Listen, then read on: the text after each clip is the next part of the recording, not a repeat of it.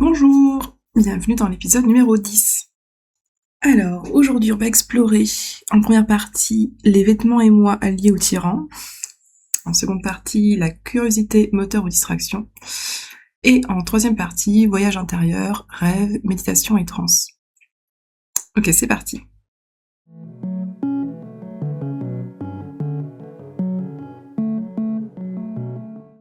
Donc, première partie, les vêtements et moi alliés au tyran. Ok, donc il y a 3 questions. Parler de ta relation avec ce que tu portes. Confort, style, galère, choix du jour. J'ai peu de vêtements. J'ai très peu de vêtements.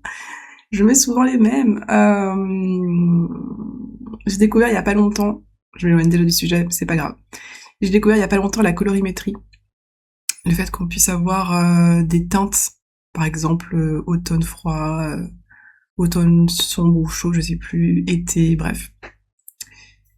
Et qu'en fait, en fonction de nos teintes, on a des couleurs qui nous vont plus ou moins bien. Alors je m'en doutais déjà un petit peu avant. Par exemple, quand ma mère me disait, elle adore le jaune.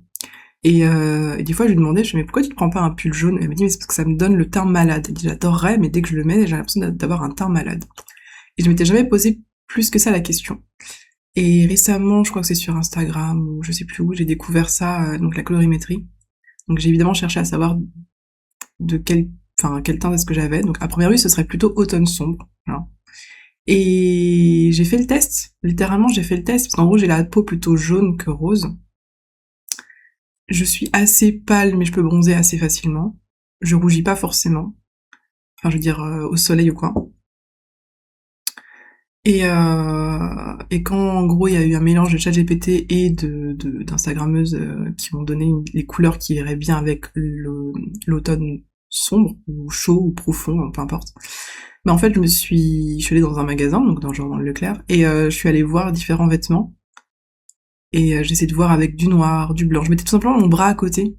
Et je me dis, c'est dingue, il y a des couleurs, par exemple, j'avais un pull, enfin je l'ai encore directement, mais un pull vraiment vert pelouse, vert pomme, pas pomme, vert pelouse. Et en mettant ma peau à côté, je me suis rendu compte que ouais, c'est vrai que c'est la couleur, j'adore cette couleur, mais moi à côté, c'est pas fou, quoi. Et en fait, naturellement, j'ai commencé à moins aimer les couleurs qui m'allaient pas, et à plus préférer les couleurs qui m'allaient. Euh, Pas d'un point de vue purement, comment dire, pas intrinsèque, comme on dit, neutre, subjectif, enfin objectif, dans le sens où c'est bizarre de dire objectif pour les goûts et les couleurs littéralement, mais si je vois cette couleur verte pelouse, pardon, en gros c'est la couleur un peu pour ceux qui ont la ref, des ergues, enfin pas des ergues, mais c'est une des couleurs sur laquelle on pouvait tomber dans Starcraft, Starcraft tout court, Starcraft Brodoir. Et je crois que dans mes souvenirs, on pouvait pas choisir de couleur quand on lançait une partie. Et on pouvait tomber sur blanc, violet, noir, voilà. Et quand mon père, parce que du coup à ce moment-là j'étais petite donc je regardais mon père jouer, quand mon père tombait sur cette couleur verte ou mon frère, j'étais en mode ce vert là. Ce vert. Voilà. Donc référence très précise, très obscure. Mais voilà, cette couleur-là je l'aime, mais je me rends compte que sur moi c'est pas fou. Voilà. Comme des fois on aime une couleur mais on l'aime pas forcément en meuble, ou on la préfère en vêtements qu'en meuble, ou on la préfère en bijoux, ou on la préfère juste en comme ça peinte sur un mur, ou alors en tableau, bon voilà. Et donc du coup j'apprécie de plus en plus les couleurs, donc je crois que c'est vert olive, vert sapin, depuis un moment, même avant la colorimétrie, je sais pas pourquoi, j'ai un truc avec le vert sapin. Marron chocolat. En gros c'est vraiment des couleurs un peu de vieux musée britannique un peu, c'est assez marrant. J'aime bien, j'aime bien, j'aime bien. Ouais, aussi le violet aubergine, le bordeaux, enfin voilà. Mais donc ça ne répond pas à la question. Donc de parler de ma relation, pardon, avec ce que je porte. Enfin quoi que si ça en dit un petit peu quand même. Mais donc ouais, ma priorité maintenant c'est le confort. Ça a jamais trop été vraiment le design, on va dire. Je faisais plus attention au design auparavant. J'ai été pendant longtemps une gothique Lolita. Alors pas à fond, mais quand même. Mais quand même. En gros, c'est en revenant de Tahiti. Ah, oui, vas-y. Au final, je vais faire ma chronologie.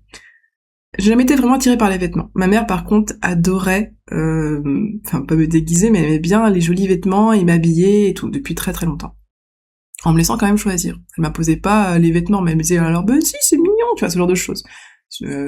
Elle s'exprimait, puis moi je voulais faire plaisir à ma maman, donc je m'habillais comme elle me disait, sauf si vraiment j'étais mal à l'aise dedans. Mais du coup j'étais tout le temps plus ou moins bien habillée, bien propre, bien carré, mais pas non plus trop, pas trop d'ornements. Enfin, j'ai plus le terme, c'est pas grave, il est parti. Et donc à Tahiti, là c'était une forme un peu de liberté, d'ailleurs aussi pour elle, où pour le coup, ben vraiment les habits c'était très coloré, très confortable, plutôt court aussi, enfin, léger quoi, parce qu'on était, il faisait tout le temps chaud. Donc c'était assez des mini-jupes, vraiment colorées avec une texture, c'était les premières fois qu'on voyait la texture un peu sportive, une sorte de texture légère et qui du coup faisait pas de plis, pas la peine de la repasser, enfin voilà. C'était ce genre de choses et j'adorais, j'avais vraiment des jupes, je me rappelle que j'avais 3 mini-jupes très colorées, une dans les teintes rouge-orangé, l'autre la même, c'était avec des fleurs et des plantes en fait, dans les teintes plutôt bleutées et turquoises, et la dernière, elle était vraiment trop belle, c'était un vert assez pâle avec des sortes de petites dorures, bref, peu importe. Et donc du coup, je les mettais très souvent, j'avais des robes aussi que je mettais un peu moins, parce que les robes, elles m'allaient bien, c'est juste que je me sentais moins à l'aise dedans, j'avais plein de choses, voilà. Je m'étais amusée, mais je faisais pas tout un tralala. J'étais en mode, bon, c'est des vêtements, c'est cool, mais j'étais pas du genre, par exemple, là, devant une boutique à dire, oh, tiens, c'est joli. En même temps, j'avais quoi? J'avais 8, 9, 10 ans? Non, plus. Entre 10 et 12 ans. En gros, j'étais CM2, 6e et 5e. Voilà. En revenant en France, bon, ben là, il a fallu faire tous nos achats de vêtements d'hiver et d'automne, puisque du coup, on avait absolument rien à se mettre. Les paréos, on ne pouvait pas spécialement les mettre non plus. Et donc du coup, ben, on a dû acheter pas mal de vêtements. Donc j'allais faire des courses avec ma mère, entre autres, pas du shopping avec ma mère. Et en fait, elle me disait, bah alors tu veux quoi, choisis et tout. Et il y avait du choix, mais c'est vraiment, j'avais aucun intérêt pour les vêtements, je crois. Et ou alors vite fait en disant tiens, ça c'est sympa, voilà, un seul truc parmi. Ça allait pas m'habiller pour l'hiver, très clairement. Et donc c'est elle qui me proposait des choses. Moi, tiens, il y a ce pantalon, c'est sympa. Puisqu'en fait, elle avait beaucoup plus de motivation et de passion là-dedans, sans être non plus une fashionista très clairement, mais elle aime les vêtements en fait, et elle aime les beaux vêtements. Elle a une relation qui peut être assez intime avec les vêtements, des vêtements qu'elle garde depuis des années et des années et des années, et quand elle les voit, enfin elle en prend soin, elle aime vraiment ça, bon voilà. Il y a tout un truc, et c'est vrai que ça c'est quelque chose que j'ai toujours admiré chez elle, et aussi chez ma cousine. J'ai une de mes cousines qui est pareille, enfin peut-être même plusieurs, mais j'en ai une en tête qui pareil, elle adore, elle c'est vraiment les baskets, les vêtements un peu sportifs, mais pas que d'ailleurs. Elle aussi des tailleurs, des blazers, et elle en prend vraiment soin, quitte à vraiment aligner ses chaussures, tu vois. Et j'étais, enfin aligner évidemment, mais vraiment à les aligner avec amour, je sais pas comment expliquer. Je le fais aussi, mais moi c'est plus par minimalisme que par passion de l'objet beau. Et je pense parce que ma mère déjà elle est ascendant balance, je suppose que ça doit y faire, probablement. Mais donc du coup, et puis en plus c'est un lion, donc quelque part, je pense que c'est aussi pour ça. Mais et donc c'est quelque chose que j'ai toujours admiré, les personnes qui prennent soin de leurs affaires, qui aiment leurs affaires, qui sont pas non plus dramatiques si jamais il y a un accro ou un trou qui est fait, ça leur fait mal au cœur, mais bon, tu vois, elles ont la valeur, comme on dit, il y a des gens qui ont la valeur de l'argent, elles ont la valeur des biens, en fait, des biens, des vêtements, des objets, et ça je trouve ça vraiment très agréable. Voilà.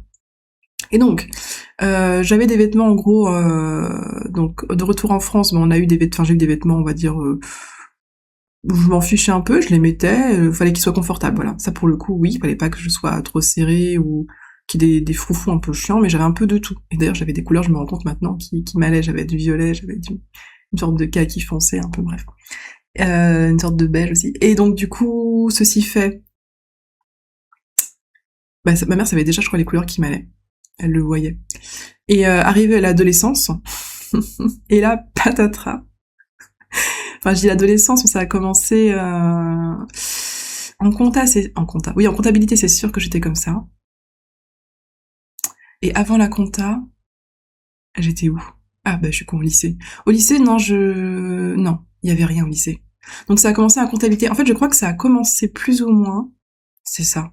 En gros, avant. Donc quand je suis arrivée en comptabilité au tout début, pour la première fois de ma vie, donc j'avais des bottes à talons, des bottes un peu en cuir. J'aimais déjà un petit peu ce côté un peu en cuir, un peu sexy, enfin même pas sexy, mais en gros chasseuse de vampires, parce que je lisais déjà des bouquins, il y avait La Compagnie Noire, même si c'est pas trop en rapport, et je crois que mais non, j'avais pas commencé La Confrérie de la Dague Noire. Ah oui, j'avais lu La Vampire, c'est ça. La Vampire de Christopher Pike, et j'aimais déjà cette ambiance. Et donc du coup, des bottes à talons en cuir. En vrai cuir, je pense pas, je pense que c'est du faux cuir. En faux cuir noir, bon ben, pas trop haut talon non plus parce que c'était mes premières, mais j'aimais bien, je trouvais ça joli, sexy, et en plus en comptage, je me disais, ouais, il y a le petit côté secrétaire et tout. Je mélangeais les choses. Et surtout pour l'époque. Donc je sais pas, je devais avoir 19 ans, enfin c'est après le bac. Donc j'ai commencé à mettre ça, toujours les robes moulantes assez courtes et les jupes aussi, mais plutôt pareil, ce côté un peu entre guillemets l'idée que j'avais de la secrétaire ou de la comptable. Donc c'était vraiment quelque chose d'assez moulant, d'assez propre. C'est aussi quelque chose que ma mère a. Elle sait que elle sait. J'ai un joli corps, j'ai un corps plutôt on va dire 8 mais pas trop fort en 8, enfin un gros sablier quoi. Et en fait, les choses qui me moulent me vont bien. Et elle, bah, se disait, mais putain, c'est trop beau, tu vois. Elle était en mode, c'est trop beau. Et en fait, elle me disait, tiens, essaye ça. Et effectivement, je le voyais, je fais, ah oui, j'avoue, putain, ça me va bien. Genre, vraiment, pas de souci là-dessus. Et ça, plus des petites bottes, trop sexy. Bon. Enfin, même pas trop sexy, mais mignon, quoi. Sympa. C'était pas non plus ultra court. Enfin, je sais plus, en vrai. Sans en hiver, tu mets des collants noirs, donc, bref. Et donc, j'avais déjà ce côté où j'aimais bien les jupes, j'aimais bien les robes. Les pantalons, c'était sympa, mais c'était plus en mode soit quand j'étais pas très bien, soit par pur confort, par flemme. Mais je me trouvais pas forcément mignonne dans des jeans ou dans des pantalons, mais en général. Et je crois que du coup, ensuite, j'ai découvert donc des potes en ligne, 3 amis, un gars, son frère et la copine de son frère. C'est compliqué. Hein. Et et du coup qui était quand même plus âgé que moi, c'est sûr. Le frère et je vais pas dire la belle-sœur, donc la copine du frère sont plus âgés. Et le gars, il faudrait que je donne des noms, c'est chiant. Des pseudos, j'ai pas très envie non plus.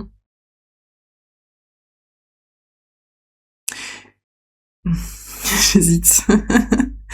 Peu importe.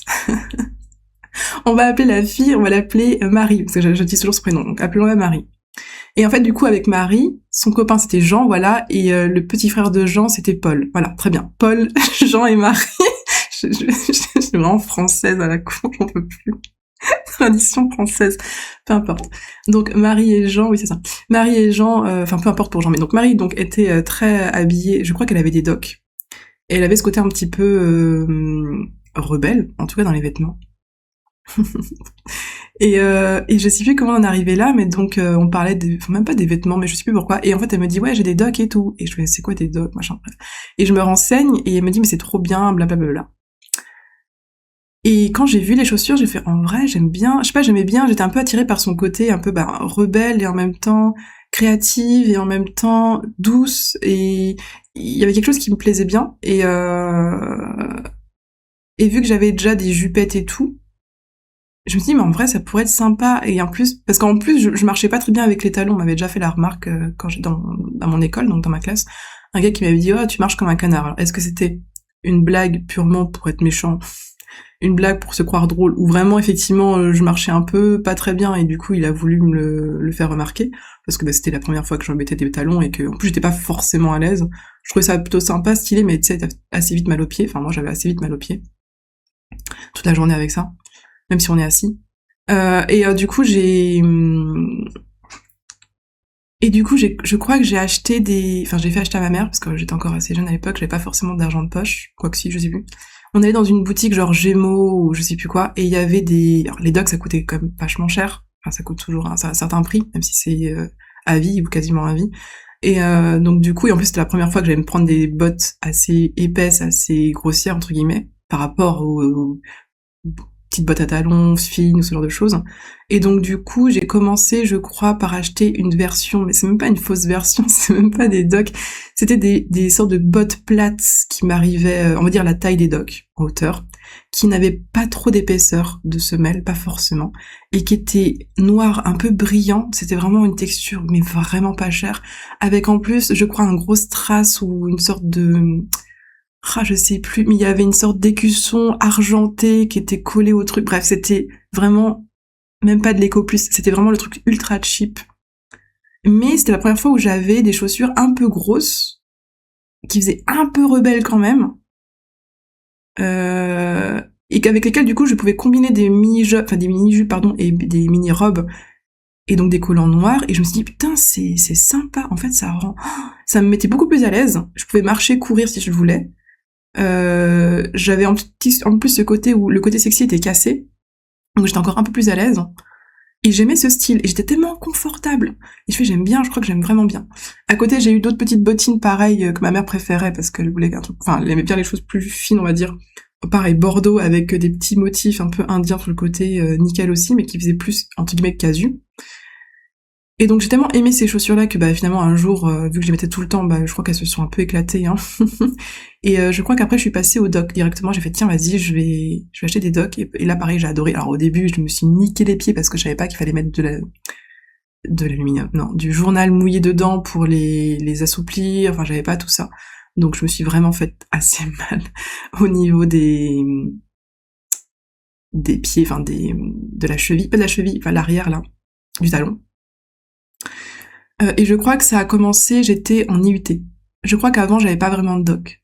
Non, avant, pendant 2 ans de compta, j'avais ces chaussures assez simples, ces petites bottines plates, et je mettais des fois quand même mes talons, les bottes à talons de temps en temps aussi. J'avais d'autres bottes aussi plates, hautes, plus classiques. Hein. J'alternais un petit peu. Et je commençais déjà, du coup, vu que j'avais j'avais découvert ces petites bottes plates, un peu, entre guillemets, rebelles, désolé pour le terme. Hein. Je crois que j'avais découvert en même temps plus ou moins le gothique Lolita, mais je savais pas que c'était gothique Lolita le terme. Je sais plus comment j'ai fait ça. Sûrement avec la meuf dans Death Note. Enfin, j'avais de toute façon des visuels, que ce soit avec les animes ou autres, je pense. Je pense que j'avais des visuels. Hein. Et peut-être que c'est grâce à, du coup, à Marie. On va dire peut-être que c'est grâce à Marie en vrai. Et vu qu'ils avaient aussi un petit côté rebelle, genre Jean avait totalement un côté rebelle aussi, un peu différent. En gros, ils écoutaient vraiment du métal ou du hard rock et tout. Paul, c'est un autre délire. Il était un peu rebelle, mais on va dire dans un autre style vestimentaire que j'aimais beaucoup aussi. Mais plus décontracté que moi en fait, dans tous les cas. Et j'ai trouvé ça assez stylé. Et donc du coup, bah j'ai continué.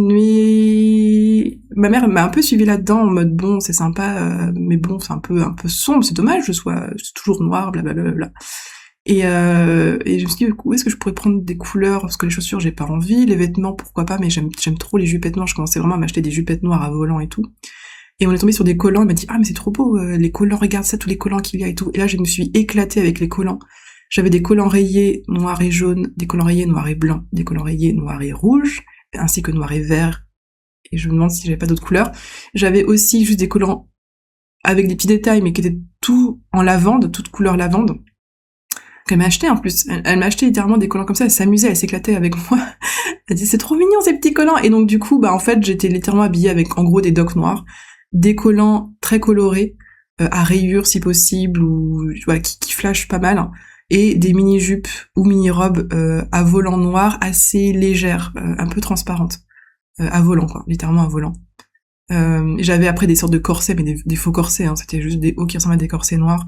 Ça faisait pas vraiment ça faisait assez décontracté, et je m'étais amusée aussi à me faire un collier. À la base, c'était un bracelet montre qui faisait 2 tours. C'était un bracelet fin, comme une sorte de mini ceinture noire, mais qui faisait 2 tours de poignet. Et en fait, je me suis rendu compte que je pouvais le mettre autour de mon cou, ça me faisait une sorte de choker. Et j'avais récupéré une fausse rose qu'on peut, comment on appelle ça, agripper, pincer, on va dire. Je pouvais la pincer sur des vêtements ou la pincer comme une broche, et en fait je la mettais au niveau du choker, et ça me faisait une sorte de petit, j'en avais deux même d'ailleurs, j'ai une sorte de petit collier noir, comme un petit collier en cuir, très très fin, avec une grosse fleur rouge. J'en avais une autre, peut-être qu'elle était rose, je sais plus, comme une grosse rose en fait, tout simplement, sur le côté, que je mettais pas face, je mettais un petit peu sur le côté gauche ou sur le côté droit de mon cou. Avec la robe un peu à volant noir, avec les docks, voilà. Et je ramenais mes cartes Magic en compta. J'ai fait découvrir les cartes Magic à, du coup, ma pote, je peux dire son prénom, je pense à elle, Gloria, qui était à côté de moi. On était devant à gauche, tout devant, parce on était vraiment, enfin, on voulait apprendre correctement le cours de compta. J'étais première de la classe, je crois, pendant un trimestre ou 2, je sais plus. Et ça avait tellement surpris les autres, en mode, putain, la meuf, elle est habillée. Ouais, regarde comment elle est habillée, elle fait toujours des blagues en mode elle s'en fout un peu, tu vois, genre, enfin, elle travaille, ça se voit qu'elle travaille, mais elle ramène des cartes Magic, pendant la récré, littéralement, elle reste donc à sa table et elle sort les cartes Magic pour jouer avec sa pote Gloria, elle lui initie les cartes Magic. Elles ont offert avec une autre pote des bouquins érotiques vampires à Gloria aussi, qu'elle a adoré, du coup je les ai lus après. Enfin, j'étais pas trop l'archétype visuel de la première de la classe, mais le fait est que j'étais très scolaire et donc du coup j'ai fini première, et après je me suis plus décontractée, je crois que j'étais plutôt troisième ou quatrième tranquillement, sans trop forcer finalement, enfin je forçais mais c'était normal pour moi parce que j'ai toujours été bonne en cours en fait. Sauf vers, enfin c'est compliqué, je vais pas tout expliquer, mais sauf vers le bac parce que on déménageait beaucoup et je commençais déjà à avoir ce côté rebelle. Je crois que je l'avais déjà avant. Voilà c'est ça, j'écoutais aussi beaucoup The Gazette, qui est un groupe de visual kei japonais. Donc j'ai dit du hard rock, on va dire que c'est du hard rock, oui c'est du hard rock quand même, du hard rock metal, mais où littéralement la clé c'est le visuel. Donc visuellement ils s'étaient habillés vraiment très extravagant, pareil un peu gothique, mais je connais pas trop les termes émo, gothique, peu importe. Et oui, c'est avec ça aussi que c'est avec ça aussi que j'ai commencé vraiment à rentrer là-dedans, en fait, avec les groupes de hard rock aussi, enfin voilà. Donc j'ai bien aimé. J'ai bien aimé. Et pendant longtemps, ça a duré pas mal d'années, pendant tous les UT quasiment, sauf la dernière année des UT. Donc pendant 4 ans minimum, j'étais habillée, on va dire, en gothique Lolita. Et j'ai adoré. Et en dernière année d'IUT, j'avais commencé à lire vraiment les bouquins de développement personnel, de minimalisme. Et là, je me suis dit, tiens, j'avoue, finalement, est-ce que on s'habille pas pour montrer aux autres qui on est? Bah si, mais en fait, je voyais ça comme quelque chose de négatif, parce que j'avais lu, entre autres, l'art du minimalisme. Et je me suis mise à fond dans des choses très simples, donc vraiment des pulls en cachemire, donc des choses de qualité, donc des pulls en cachemire. J'en avais genre 3-4 qui tournaient tout le temps. Et des jeans, si possible, un peu bio, noirs, classiques aussi. Et c'était sympa aussi, c'était un autre délire, mais très confortable. J'étais plus axée sur l'intérieur que sur l'extérieur, là, pour le coup. Et aujourd'hui, j'ai toujours ce côté minimaliste, mais j'aimerais bien des fois retrouver ce côté un peu, peut-être pas gothique Lolita, mais mignon, en fait. Mignon et sexy à la fois. Et en fait, j'essaie petit à petit de le retrouver. Et en même temps d'avoir des vêtements plus classiques, plus adultes, je sais pas pourquoi d'ailleurs. Mais bon, de me dire, bon, un jean, je sais pas, en vrai, je sais pas trop. En tout cas, les couleurs, j'aime bien. Je suis moins extravagante, parce que je sens que quand j'ai envie de m'habiller avec des couleurs flashy, c'est pas par pur plaisir, c'est aussi pour montrer aux autres. Ça, pendant longtemps, que je suis revenue à cette mode-là, à un moment donné, c'était pour montrer aux autres. J'avais une forme de violence en moi que je voulais extérioriser, et je le faisais par les vêtements. Je dis pas que c'est le cas de tout le monde, très clairement. Mais je sais que le combo en plus adolescence, enfin même début de vie adulte, mais j'ai fait ma crise d'ado un peu tardivement, vers 22-23 ans je crois. Mais donc du coup, j'avais ce côté déjà, j'étais énervée et je voulais que ça transparaisse dans mes vêtements. J'étais différente, j'étais en mode je suis différente, je pense pas comme les autres, bon, je pense qu'on est quasiment tous passés par cette phase-là, ou ouais, presque. Je suis pas le même mouton que tout le monde, blablabla, voilà, et je voulais que ça transparaisse, je voulais l'affirmer.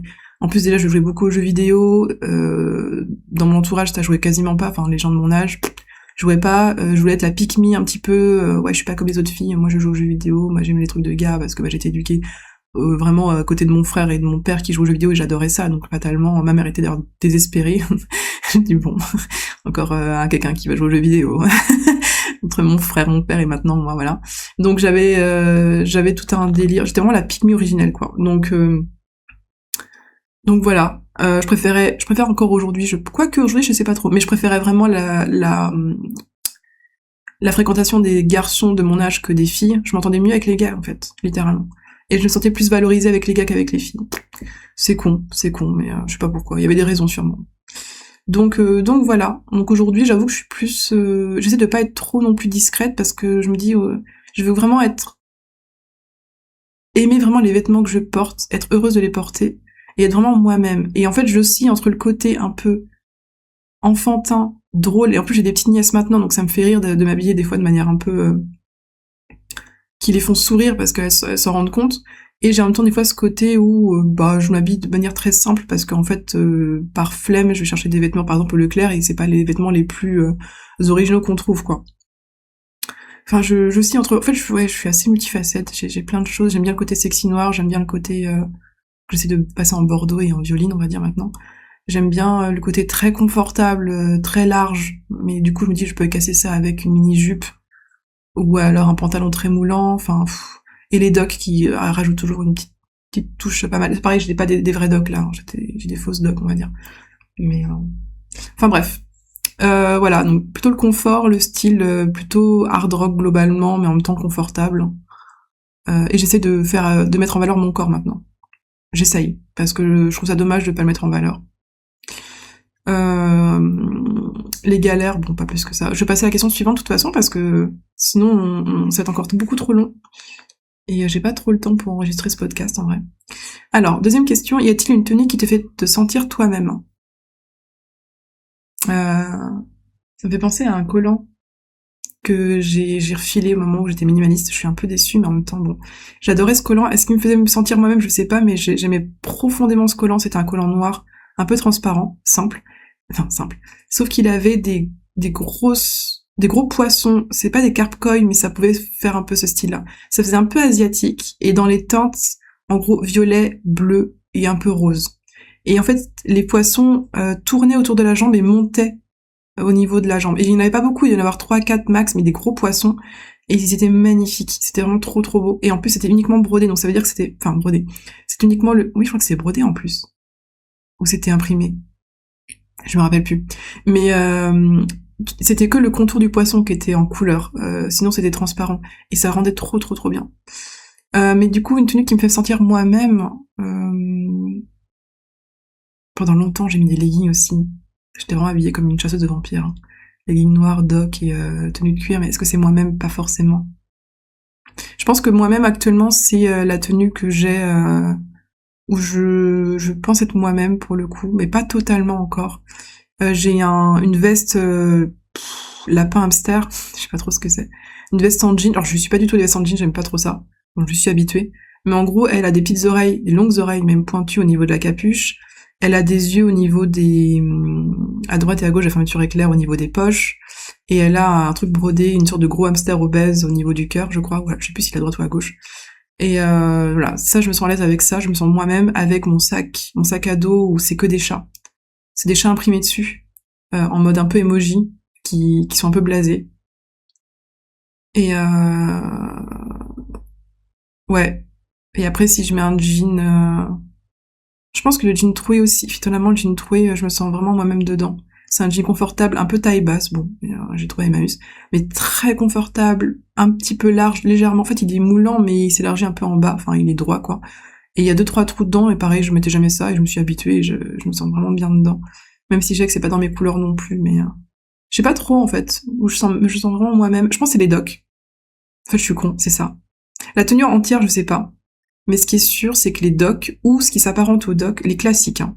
Je sais plus c'est combien de trous. 8, 12 trous, les classiques. Les plus communes, quoi. Les noirs, mats, voilà. Je pense que c'est les docks. Ce qui me définit, c'est les docks. Les docks, des écouteurs et un PC, quoi. Dock noir.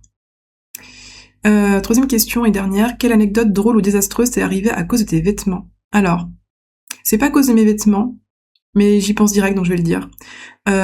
Désastreux, ça, c'est bien le terme. C'était à l'IUT.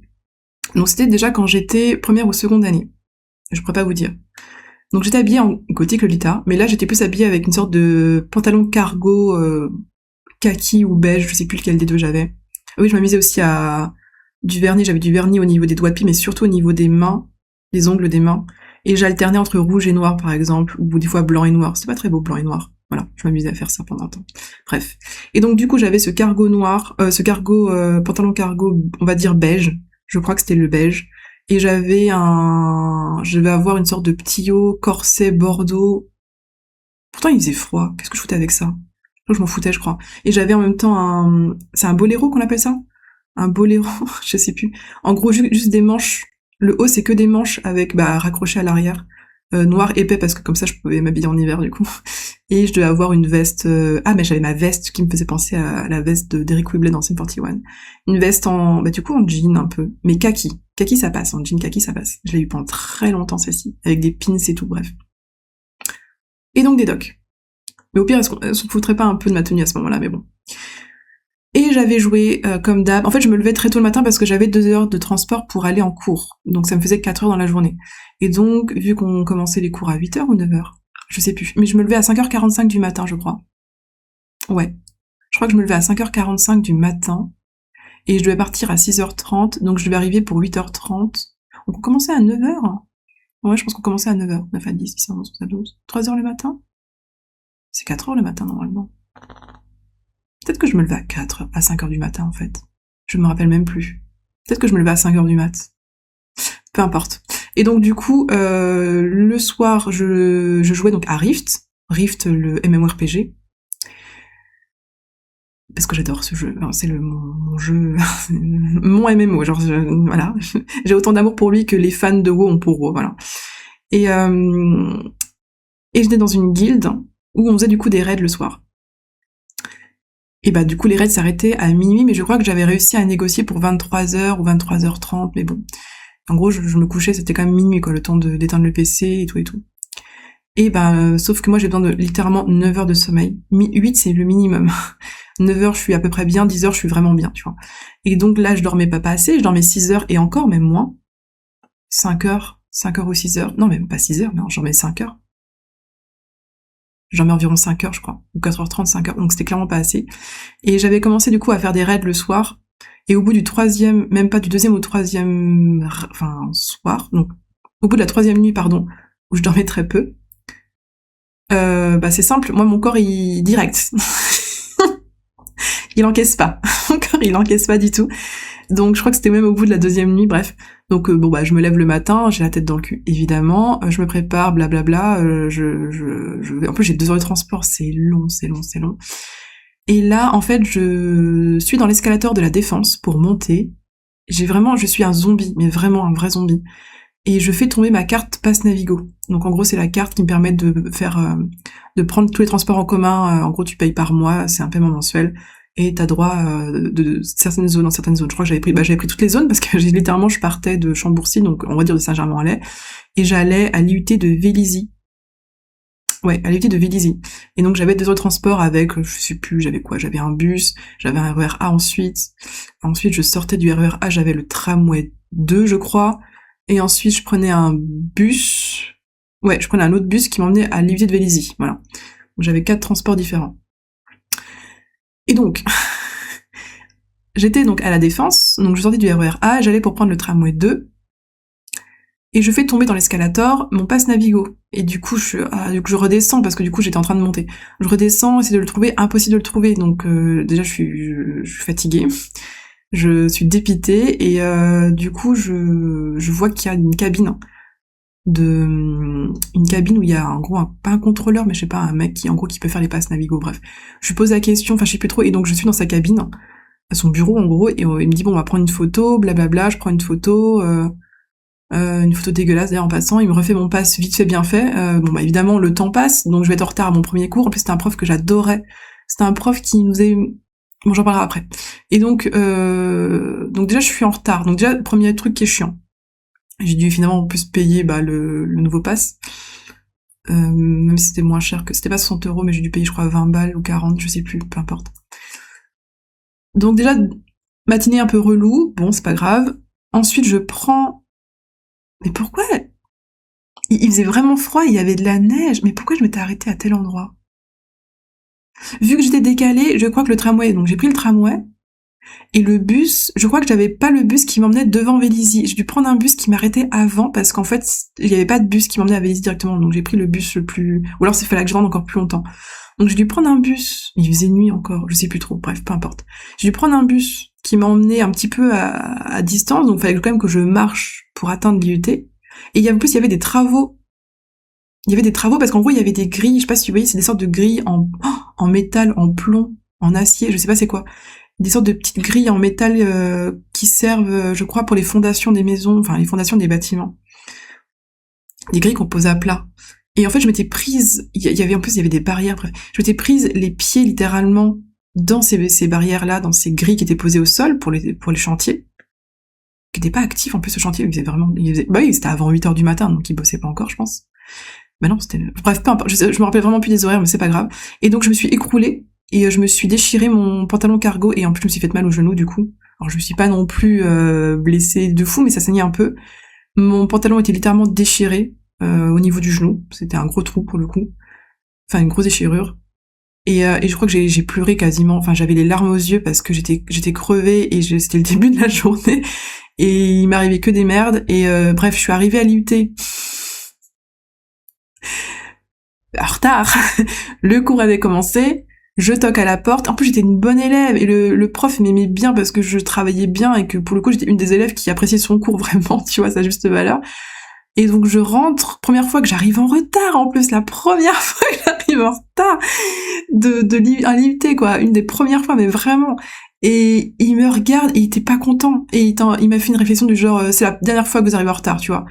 Et j'étais là, je faisais mais et j'en pouvais plus et je me suis assise à ma table. J'avais même pas l'énervement, j'avais même pas l'agacement, j'avais même pas même la présence d'esprit de m'expliquer à ce moment-là, même pas. J'étais dépitée. C'était vraiment désastreux, ouais. C'était désastreux. Ce moment-là était désastreux. Et je pense qu'il était mal luné. Et je suis pas rentrée comme une bourrine. En plus, j'ai toc toc toc. Je fais excusez-moi, je suis en retard. Et il a dû me voir crever et dû se dire bon, je sais pas. En vrai, je sais pas ce qui lui est passé par la tête. Et en gros, c'était un prof. Je ne sais plus exactement ce qu'il faisait. Mais dans mes souvenirs, on avait des cours un peu de musique. Enfin, on faisait pas de la musique, mais on écoutait des musiques et il nous expliquait un petit peu les différents instruments et les ambiances de musique en gros. Et j'adorais. J'adorais m'imaginer différentes choses grâce à la musique. Mais donc du coup voilà, on finit sur un truc désastreux. Bon, je vais passer à la partie 2 du coup.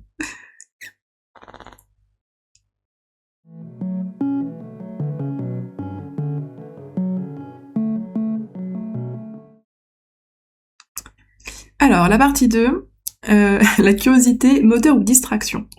Donc là, il y a 4 questions, on va essayer d'être pas trop lente. Première question, quand tu découvres quelque chose de nouveau, est-ce que tu plonges à fond ou tu picotes partout? Non, j'ai lu picoler, quoi. Ou est-ce que tu picoles partout? Quand tu découvres quelque chose de nouveau, est-ce que tu plonges à fond? Ah, alors, pour faire une métaphore, ou une comparaison, en gros, je plonge littéralement sous l'eau. Je plonge. Genre, on me dit, regarde, il y a un nouveau truc, il y a un nouveau truc à découvrir. Je sais comme s'il y avait un truc qui brille sous l'eau, tu vois. Enfin, sauf que, bon, j'irai pas le chercher en vrai, mais bon, peu importe. Je plonge littéralement, genre, j'y vais, genre, paf! Et en fait, quand je suis sous l'eau, donc j'y vais à fond, je me dirige vers cette grosse perle, hein, et là, je me rends compte que, mais il n'y a pas que la grosse perle, il y a aussi ce petit corail, ce petit truc à droite, à gauche. Et du coup, en fait, j'y vais et en même temps, je fais, en fait, j'en dirais que je suis affamée. Voilà. Et c'est ce qui m'a valu d'ailleurs ma crise spirituelle / épisode psychotique, on va dire. Mais c'est ce qui m'a valu ces gros problèmes, non, l'intensité plutôt, parce que c'est pas un souci, mais cette intensité de découverte et de curiosité et de révélation m'a valu tous les déboires que j'ai eus et les choses qui auraient pu très mal se passer. Voilà, j'aurais pu y aller plus tranquillement, de manière un peu plus raisonnable, mais non, il a fallu que j'y aille comme une bourrine. Et on me l'a dit hein, plusieurs fois, dis-toi, quand tu découvres un truc, quand tu découvres une passion, t'y vas à fond, mais genre vraiment, mais genre c'est... Et c'est même pas... oui. Et je me rendais même pas vraiment compte en plus à la base. Mais là je le vois avec j'ai un projet en gros que j'appelle Star, avec des oracles, un système en fait que je crée littéralement, c'est un univers en fait que je crée avec... où je fais une correspondance entre par exemple... je suis déjà fatiguée pour expliquer. Je fais en gros une correspondance, une conversion, une corrélation, si vous voulez, entre l'univers de l'ésotérisme, entre guillemets, et un RPG. Et donc, par exemple, je prends l'astrologie, la numérologie, et tous ces trucs-là, et je la transforme, même la cartomancie, et je la transforme en RPG. Donc, si t'es Scorpion, bah en fait dans mon jeu t'es un vampire. Si t'es Sagittaire, c'est facile, t'es un centaure. Si t'es Vierge, bah c'est facile, non. T'es un humain, voilà. Et il y a des statistiques, des points de statistiques, des caractéristiques. En fait, j'allie la passion que j'ai du jeu vidéo et de l'univers du jeu vidéo et du RPG de manière générale ou du MMORPG même, à la passion que j'ai pour tout ce qui est astrologie, numérologie, cartomancie, spiritualité, invisible et tout ça. et que j'aime le côté aussi vidéoludique, enfin j'aime le jeu en soi, j'adore le jeu, j'aime le hasard aussi, donc en fait je combine tout ça, et donc je suis à fond dedans, voilà. Actuellement je suis à fond dedans et je vois pas les heures passer. Et même des fois je suis triste quand je me dis mais non, dans ma quête je me suis mis 30 heures de Baldur's Gate pour jouer un peu aux jeux vidéo, tu vois, dans le mois, et je me dis il faut que je joue, mais j'ai qu'une envie, c'est de bosser sur mon projet. Putain, Megan, t'as bien changé quand même. Comme quoi, enfin t'as bien changé oui et non, comme quoi c'est juste quand t'as une passion, t'as un truc qui te plaît, t'y vas quoi. Alors moi c'est particulièrement le cas. Donc je plonge, j'y vais à fond, et quand je suis sous l'eau, plus je m'approche du truc, et plus je me dis ah il y a ça, il y a ça, il y a ça, il y a ça en fait, et ça me fait une sorte de cosmos, c'est pas un cosmos, un système de galaxies en fait que je chope. Je vais plus juste vers le soleil, je prends en compte aussi toutes les planètes autour. Voilà. Et je suis en mode ah c'est trop bien, c'est trop bien, c'est trop bien. Voilà. Deuxième question. Est-ce que la curiosité te fait avancer ou parfois t'éparpille? Je pense que c'est mon ascendant en Gémeaux aussi qui parle là, mais ma lune en Gémeaux, pardon. Mais en gros, clairement ma curiosité me fait avancer, mais vraiment, vraiment, vraiment, vraiment. Ce qui me fait rire parce que j'avais un ex il y a longtemps qui me disait mais toi t'es pas curieuse, parce que lui était très curieux en fait, de la poétique, de plein de trucs. Moi, je suis en mode, ouais, c'est vrai, vu que j'étais moins curieuse qu'eux, bah, j'étais en mode, ouais, c'est vrai, moi, je suis pas très curieuse, mais en fait, pas du tout. Je suis grave curieuse aussi. C'est juste que c'est un peu différent, c'est des thèmes particuliers. Je suis pas curieuse de tout. Mais clairement, elle me fait avancer. Et elle peut éparpiller un peu, mais je sais que c'est mon mode de fonctionnement aussi. Il faut que je m'éparpille un petit peu. Voilà, je peux pas être uniquement faire ça, puis ça, puis ça, et ne pas éparpiller. En fait, je suis un peu mon intuition et ma passion, ce qui fait que ça enrichit totalement mon projet. C'est comme si je mettais vraiment des feuilles, ça fait pousser des feuilles en fait, à droite et à gauche d'une grosse branche, voilà. C'est littéralement ça. Mais il faut aussi que j'arrive à me contenir pour pas trop partir à droite à gauche. Que je me concentre sur le comme il y a un tronc. Il y a un tronc, il y a une branche à gérer. N'oublie pas, les feuilles c'est bien beau, mais il faut pas qu'il y ait un déséquilibre avec une énorme feuille à gauche et puis plus de feuilles à droite. Enfin voilà. J'essaye en fait de combiner, je combine en fait, mais je suis plus... je suis assez disciplinée aussi, hein. Je dirais que je suis plus quand même foncer sur un truc, me concentrer sur un truc, et après en même temps je grignote à droite à gauche, je picore littéralement, mais pas trop. J'y reviendrai plus tard. En gros, voilà. Je sais que d'abord je fais essayer d'avoir à peu près un socle potable. Je fais 2-3 trucs en même temps, pourquoi pas. Mais il faut que mon socle il se construise quoi, vraiment. Donc je m'éparpille, mais pas tant que ça. Troisième question, peux-tu citer un moment où la curiosité a changé ta vie? Ben littéralement, encore une fois, l'exotérisme. Quand j'ai trouvé ça dingue, c'était par rapport à ma tante qui en gros voyait une médium, bref, de temps en temps. Et du coup, elle m'en a parlé, elle m'en parlait pour elle, tu vois, en mode tiens, j'ai vu une médium, elle m'a dit ça, ça, ça. Et elle pouvait pas se douter que ça allait faire ça, tu vois. Et moi, j'étais en mode quoi, mais c'est trop dingue. Et quand ça me dire ouais, elle voit que machin c'est une fée, machin c'est un ange, et je fais oh, mais quoi, mais imagine, moi je suis quoi, moi je veux savoir, je suis quoi, je suis quoi, je suis quoi, je suis quoi. Du coup, ben, j'ai découvert un petit peu petit à petit ce genre de choses avec sur Instagram, des tirages de cartes, avec des bouquins, avec des sites internet. Et alors pour le coup, il y a de tout et n'importe quoi, évidemment, comme dans tout domaine quasiment. Enfin, d'autant plus celui-ci parce qu'il est pas entre guillemets scientifiquement prouvé. Du coup, tu as quand même des sources, t'as des traditions, t'as des savoirs qui datent de très longtemps, qui sont remis plus ou moins au goût du jour, d'autres qui sont plutôt très traditionnels. En fait, c'est un peu comme une recette, voilà. C'est un peu comme si tu cherchais une recette de gratin dauphinois et tu tombais sur tout n'importe quoi, sur des sites qui vont dire c'est ça le vrai gratin, et d'autres qui vont dire ouais mais dans tel pays, enfin dans tel pays, dans telle région on le fait plutôt comme ci, comme ça. Toi tu sais plus c'est quoi finalement. Alors, au début tu veux chercher la vérité, genre je veux la vraie recette du gratin dauphinois, tu vois. Et en fait plus tu cherches la vérité et plus tu te rends compte qu'il y en a plusieurs. Il n'y a pas juste une vérité, ça serait comme se dire... c'est qu'en fait tu te mets dans un clan, et qui te dit que ce clan-là a raison et que l'autre a tort, tu vois. Pourquoi? Pour quelle raison? Et même si c'est lui les prémices du gratin dauphinois, admettons que ce soit tel endroit, tel mec, mais juste après, ça a été vite fait exporté à tel autre endroit, et c'est là où vraiment c'est devenu le vrai gratin dauphinois, tu vois. Ça veut plus rien dire, en fait, ça veut plus rien dire. Donc du coup, je trouve ça assez cool d'avoir quand même une vision globale, de dire, bon, à peu près, le gratin, donc là, l'ésotérisme, par exemple, ça arrive à peu près à cet endroit-là, entre ceux qui croient aux anges, aux démons, ceux qui pensent que les anges c'est bien, l'autre qui disent bah non, il y a pas vraiment d'anges, les archanges, les machins, mais les archanges de cette croyance-là, c'est la même que celle-ci, et les anges, parce que il y a du coup il y a les chrétiens, je comprends plus rien, j'étais perdue. Et du coup je me suis un petit peu enfouie, peut-être enfuie aussi lui d'ailleurs, dans la croyance, on va dire un peu plus, moi j'appelle ça chrétienne, mais je ne sais même pas, je connais même pas les religions en fait, avec vraiment les anges et les démons, mais dans le sens dualité, ange bon et démon égale mauvais. Vraiment, littéralement, Satan et tout. En gros, je suis partie dans les cartes du tarot aussi, avec le diable, qui du coup me faisait une forte impression quand je voyais la carte du diable. Et en fait, j'étais en mode, mais c'est, ou même la mort, ça va, j'ai assez vite compris que c'était pas si mauvais que ça, tu vois. Mais le diable, il y avait toujours ce côté merde, ça existe vraiment, blablabla. Et en fait, et puis j'avais cette logique, si les anges existent, pourquoi pas les démons finalement, tu vois. Et donc du coup, je suis partie dans cette, en gros, la crainte. Il y avait ce fameux, il faut qu'on me sauve, il faut que je me protège parce qu'il y a un danger, parce qu'il y a une crainte, parce qu'il faut faire attention. Et ça, c'est un truc que les humains adorent parce que c'est vraiment quelque chose d'assez instinctif et animalier. Il y a un danger, et donc il y a une forme de protection à obtenir, à avoir. Parce que à la base, oui, dans la vie, il y a des dangers, enfin surtout à l'époque. Enfin, je veux dire, en forêt, tu vas chercher de la nourriture, tu tombes face à un ours, bon bah danger. Il y a un événement, je sais pas, il y a de la grêle où il fait froid et tout, même les serait-ce que les saisons ont potentiel danger, donc il faut apprendre, s'adapter et se protéger face à ça. Sauf que, et on aime bien aussi ce côté bien et mal de la morale, du genre ça c'est bien, c'est cool, bravo, applaudissements, ça c'est pas bien, c'est mal. Depuis notre enfance, il y a ce côté-là. Non, si tu ne fais pas ça, c'est mal. Ah, d'accord. Ça c'est bien. Ah, ok, d'accord. Et en fait, c'est très compliqué de sortir de ça, parce que et même dans les jeux vidéo, genre même dans les jeux vidéo, bon ça rajoute encore une couche, mais bon, je trouve que ça m'a permis plutôt de m'en éloigner justement, de prendre du recul face à ça, parce que t'as beaucoup d'œuvres qui montrent que finalement le mal, est-ce que c'est le vrai mal, ne serait-ce que bon ça c'est récent, mais Divinity Original Sin 2, je veux dire sans spoil, mais bah, en gros les créatures du vide, je crois que c'est ça. Bon, quand t'arrives vers la fin, tu te dis mais en fait, bah ouais, en fait, comme dans beaucoup d'œuvres, est-ce que finalement c'est pas l'humain qui est venu faire chier quoi à la base? Mais en même temps, maintenant qu'il est installé, tu peux pas dire à l'humain, bah non, niquez-vous, tu vois. Donc du coup, c'est très compliqué. C'est très philosophique. Voilà, quelque part, c'est très philosophique. Et donc, tout ça pour dire que cette histoire de bien et de mal, aujourd'hui, j'ai une autre vision, donc on est sur la partie esprit, pas la partie âme, donc on est sur la partie intellectuelle, en gros, il n'y a pas spiritualité, donc je ne vais pas trop me pencher sur ce point-là.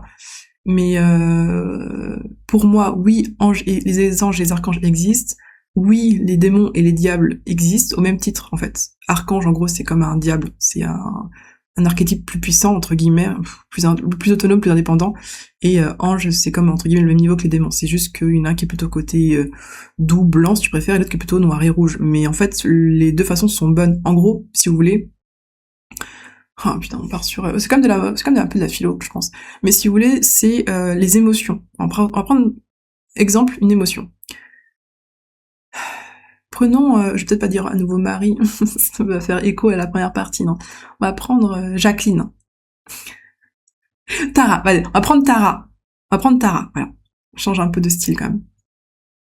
Tara, un personnage de Noël Tournament, bref. Prenons Tara. Prenons Tara. Elle faisait partie de la team que des femmes, là, des Amazones, là. Avec Vixen, je crois, dedans. Il y avait Tara, Vixen. Bon, peu importe. Prenons Tara, donc, oui. Tara, elle est gentille, elle est douce, elle est du côté bien, genre c'est une empathique de fou, admettons, mais du côté purement bien, bon, blanc. Ok ? Et donc, elle va aider, elle va écouter, elle va amener des paroles de réconfort, elle va tendre la joue, elle va jamais de la violence, tu vois, voilà. Elle va peut-être se faire piétiner à un moment donné, peut-être qu'elle va aussi, du coup, se faire arnaquer, peut-être qu'elle va se reprendre pour une conne aussi, par l'environnement, mais est-ce que c'est si grave que ça? Non, parce qu'elle dit que l'amour est plus fort que tout, qu'il faut être amour, et il ne faut être que amour. Admettons. Il faut être que amour. On pourrait demander à Tara pourquoi elle pense ça. Alors, on va pas dire qu'elle est chrétienne ou religieuse ou quoi que ce soit, d'accord? On part pas là-dedans, parce que déjà, je m'y connais absolument pas, donc ce serait malvenu de le faire. Mais en gros, on va dire que elle veut, pour elle, l'amour, c'est plus fort que tout. C'est un peu c'est par quoi je suis passée, en fait, hein, quelque part. Donc, elle va dire que l'amour, c'est plus fort que tout, et que la colère, ça mène rien de bon. C'est un cercle vicieux et c'est de la merde. Elle a pas tort, en vrai. Quelque part, elle a pas tort. Sauf que du coup, quand tu vois la vie de Tara, malheureusement, ben, elle s'affirme pas forcément. Elle dit pas stop quand elle voudrait dire stop, parce qu'elle se dit que non, pas besoin, elle préfère fuir, elle préfère faire des sourires, elle se dit que ça va passer, finalement elle joue le martyr. Elle joue la soumission, le martyr, et elle se dit, des fois, son fort intérieur, quand elle est un peu énervée, c'est quand même paraît évident que malgré tout, que les gens devraient pas faire ça, tu vois. Par exemple, Tara, elle est dans un train, elle aime le calme, la douceur et tout, très bien. Et là, il y a Jean-Bob en face. C'est pas Jean, c'est Jean-Bob. Il y a Jean-Bob en face qui commence à passer son appel téléphonique dans le train et pas entre les wagons. Et qui, du coup, pète les couilles à tout le monde. Bon, bah, elle se dit, c'est quand même évident qu'il devrait savoir que les règles disent que c'est dommage, quoi. Mais bon, Jean-Bob, il a besoin de passer son appel en même temps. Donc, voilà, tu vois, elle va se trouver des excuses et à nouveau s'aplatir, se ratatiner, alors que elle sait qu'elle devrait. La meilleure chose, ce serait de dire à Jean-Bob, excusez-moi, est-ce que vous voulez pas plutôt passer votre appel entre les deux wagons, parce que bon, bah, c'est un peu chiant, quoi. Enfin, elle le dit après à sa manière, tu vois. Donc voilà. Mais elle ose pas, parce qu'elle a pas la force parce qu'elle a pas le plexus solaire qui va avec, parce qu'elle a peur de s'affirmer, tu vois. Parce qu'elle est trop dans le chakra du cœur aussi, pourquoi pas, en excès, tu vois. Et en fait, c'est là où intervient du coup le côté, on va dire, démon, diable, mal, mauvais, noir, ce que vous voulez, et les émotions, on va dire, négatives, par exemple la colère. Au lieu quand la colère monte, ce qui est normal, c'est une réaction purement naturelle. Après, tu peux étudier. Est-ce qu'elle monte beaucoup trop? Est-ce qu'elle monte trop rapidement? Est-ce qu'elle a lieu d'être ou non? Voilà. Pourquoi est-ce qu'elle est là? Tu vois, ça c'est autre chose. Mais la colère en soi c'est naturel. Tu vas pas l'ingurgiter, tu vas pas dire non, faut pas que ça sorte. Hop, la j'avale et elle re-rentre à l'intérieur. Non, c'est comme si t'avais envie de tousser et que tu t'empêchais de tousser. Tu te doutes bien que si ton corps il veut tousser, c'est qu'il y a une raison. Il veut faire sortir un truc. Donc, il faut accompagner en fait cette colère là. Il faut pas trop la garder en soi, sinon ça risque d'exploser. Soit t'arrives à la contenir et ça se transforme en stress, en corps nerveux, en ulcère. Pourquoi pas, soit tu la contiens et finalement t'arrives plus à contenir et ça explose et tu pètes des câbles et on te traite de fou, peu importe, mais du coup tu pètes des câbles et du coup t'as une forme d'instabilité émotionnelle très forte parce que t'as contenu et qu'après ça explose. Non, tu l'accompagnes et elle sort, c'est normal qu'elle sorte. Et en fait, elle peut sortir de plusieurs façons. La colère est bonne, elle est pas là pour rien. Elle est là pour te mettre des limites, pour que tu puisses poser des limites à ta liberté, à ton intégrité, dire stop, là c'est chiant. À t'affirmer aussi un peu, montrer ce que tu ressens, dire un peu quel est ton avis en fait. Après qu'on le prenne en compte ou pas, peu importe, mais c'est pas mal de donner son avis, c'est pas mal. Tant que tu te rends compte que tu expliques pourquoi, tu dis bien tu vois, c'est mon avis, et voilà mon avis. Et après tu vois si c'est de la moquerie ou pas, tu sens au fond de toi, si t'avais besoin juste de dire, d'être méchant ou que... Si t'avais voulu juste être méchant, c'est que t'as contenu un truc. Si tu contiens pas, tu n'es pas méchant. Tu peux pas être méchant en fait. Si tu fais sortir les choses dès qu'elles remontent en toi, tu peux pas être méchant. Mais plus tu vas contenir, plus tu vas regarder Jean-Bob qui passe son appel et qui pète les couilles à tout le monde, et plus tu vas commencer à dire mais Jean-Bob en vrai, Jean-Bob il pète les couilles en fait. Jean-Bob finalement, il a pas de respect, il a du respect pour personne Jean-Bob. Jean-Bob tu te rends compte un peu là, et puis qu'est-ce qu'il dit au téléphone, mais qu'est-ce qu'on en a à foutre, tu vois. Tu vas commencer à faire ça, à imaginer des choses de pire en pire, tu vois, à te faire un scénario potentiellement, et c'est là où ça peut d'ailleurs amener une haine, parce que du coup tu te contiens. T'as pas dit dès le début à Jean-Bob, excusez-moi, est-ce que vous pouvez passer votre appel téléphonique entre deux wagons, tu vois. Et après, s'il te dit oui, excusez-moi, il part, t'es en mode, ah putain, je suis con, je me suis énervé pour rien. Bah oui, tu t'es fait un scénario pour rien, le nombre de fois ça m'est arrivé, ça mais voilà. Et dans le mauvais cas, entre guillemets, il te dit, bah non, je m'en fous, c'est mon droit, tu vois, Jean-Bob, il est un peu chiant, effectivement. Pour de vrai, du coup. Bah là, t'as plusieurs choix. Tu peux dire, bon, bah la loi, c'est la loi, je vais appeler un contrôleur ou un mec, vite fait, voilà, je vais pas me faire chier. Ou alors, tu vas commencer à argumenter avec lui. Tu peux aussi dire, je vais vraiment argumenter, juste pour le saouler, en fait. Je vais juste le saouler, tu vois. Mais t'argumentes tranquillement, t'élèves pas la voix. En fait, tu vas l'empêcher de passer son appel, parce que du coup, tu vas lui parler, dire, mais vous comprenez, tu vas te pencher vers lui. Tu joues la carte un peu tu peux jouer la carte de la débilité, un peu, quelque part. C'est un peu ça aussi. Il va finir par être exaspéré et par s'en aller, tu vois. Tu vas être en mode, ah bon, c'était un peu vicieux, certes, mais bon, au moins je suis tranquille, j'ai préservé ma liberté, tu vois, j'avais pas envie d'appeler un contrôleur parce que c'est beaucoup de taf, le mec qui va raccrocher dans 2 minutes, il me faut une preuve, peu importe. Voilà, il y a plusieurs manières, tu peux te dire, bon, bah vu que ça me saoule, tu peux aussi fuir, mais dans le bon sens du terme, genre tu lui as dit, il est en mode non, je m'en fous, bon, bah je vais m'en aller en fait, je vais m'en aller pendant, je sais pas, j'ai un quart d'heure, tiens, je vais me dégourdir les jambes, je vais aller un peu au wagon-bar, voir ce qu'il y a, j'en profiter, tu vois. Ou tu peux mettre tes écouteurs, tu peux... Ça, c'est les bonnes choses. C'est qu'en fait, toutes les choses qui sont mauvaises, c'est celles que tu fais sans avoir exprimé ton ressenti avant. C'est-à-dire appeler, faire régner la loi, par exemple. Fuir le combat. Faire chier l'autre d'une manière ou d'une autre. Tu vois, le pousser à lui expliquer en fait les choses. Tout ça, si tu le fais avant d'avoir exprimé ton ressenti, c'est entre guillemets pas très bon. Pourquoi ? Parce qu'en fait, tu pars du principe que lui a compris où était le problème. Genre les gens qui vont souffler fort et s'en aller en disant bah, j'espère qu'il a compris qu'il pétait les couilles, bah non en fait. Genre non, il est pas dans tes pensées le gars. Et même s'il s'en rend compte, il est pas sûr, il dit ouais mais peut-être que non. Non, entre guillemets t'es en tort à ce moment-là. Pour être dans le juste, dans la justice finalement, tu dis les choses, tu dis ton ressenti, tu l'exprimes. Au moins il est au courant. Qu'il le savait avant nous, on s'en fout. Là dans les faits, il est au courant. Et maintenant, tu peux agir comme tu voulais agir. Voilà. Enfin ça c'est mon avis. Et donc voilà, d'où le fait que pour moi, en fait, le côté bien-mal, les deux sont littéralement nécessaires. Il y a qu'à voir tout le temps le yin et le yang, l'équilibre. Les deux sont littéralement nécessaires. Et quand je dis qu'ils sont nécessaires, c'est pas de faire le mal pour le mal ou le bien pour le bien, parce que ça c'est un peu con, faire le bien uniquement pour le bien, sans avoir de fondation derrière et d'avoir de profondeur d'esprit derrière, c'est vide. C'est vide. Et faire le mal pour le mal, sans se rendre compte de la profondeur de l'explication, de la compréhension et du fait que t'es peut-être dans le mal, bah c'est con aussi. Donc non, c'est vraiment les deux, dans le sens où limite allez au milieu, vous êtes équilibré, soyez bien dense au milieu, et après vous allez voir que des fois vous allez avoir envie de faire le bien, vous êtes dans le bien, des fois entre guillemets dans le mal, mais c'est juste poser ses limites et dire stop, et des fois là, ça peut amener à de la violence. En fait, si quelqu'un t'agresse, ben c'est une forme de violence, de l'arrêter, de lui prendre les poignets et de l'arrêter. On dit que c'est pas violent, ou oui, c'est sûr, tu donnes pas un coup de poing, mais en fait tu l'arrêtes, tu dois forcer avec, tu dois faire monter une forme soit de colère ou de contrôle de toi, mais en fait il y a de la force. Il y a de la force. Faut que tu l'arrêtes. Tu vas pas l'arrêter, tu peux l'esquiver, mais c'est pas trop. À la limite, tu peux l'esquiver, oui, c'est encore autre chose. Mais il faut que tu l'arrêtes au niveau des poignets, faut que tu lui prennes ses poignets pour qu'il arrête de te frapper. Bah c'est de la force, ça. C'est de la force. Et la force, pour moi, c'est le côté entre guillemets noir. Enfin, pas vraiment, parce que, enfin, si, ça dépend si on prend le yang, c'est chiant aussi, mais c'est le côté entre guillemets plutôt sombre. Tu utilises de la force et pas uniquement du blabla. T'es obligé d'utiliser de la force. C'est pas uniquement dans la réception, tu vois. Donc c'est compliqué parce qu'il y a aussi le yin et le yang, la réceptivité, enfin le masculin sacré, le féminin sacré, le blanc et le noir. J'ai du mal à, enfin ça se confond un peu parce qu'en fait le yin c'est la réceptivité, mais là en même temps je suis en mode, en fait non, j'ai de la merde. Quand tu utilises de la force pour arrêter quelqu'un, c'est du blanc. C'est du blanc, c'est du yang, c'est du blanc. Ça serait un peu angélique en fait, ce serait bizarre de dire ça, désolé pour le terme, mais c'est un peu ça.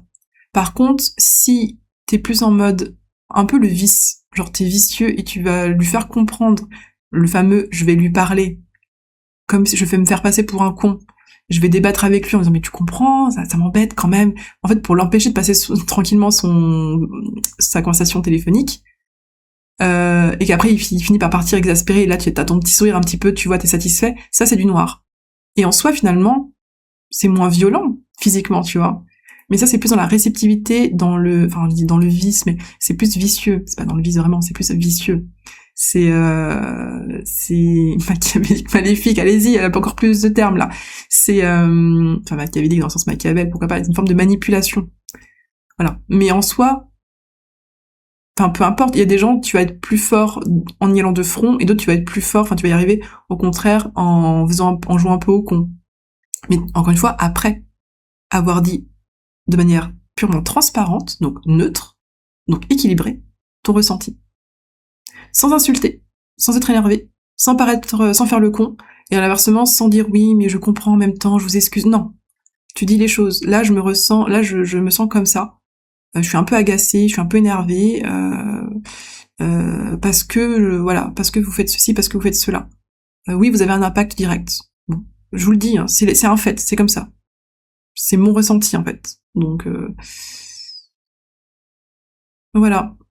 Et il n'y a pas de mauvais choix. Le mauvais choix, c'est celui qui est pas aligné avec vous. Si vous êtes du genre à être plutôt, si vous avez tendance à être plutôt en mode, moi j'aime bien parler de front, dire les choses en face, et dire là, si vous continuez, j'appelle le contrôleur, tu vois, paf, t'es posé, t'es blanc, t'es direct.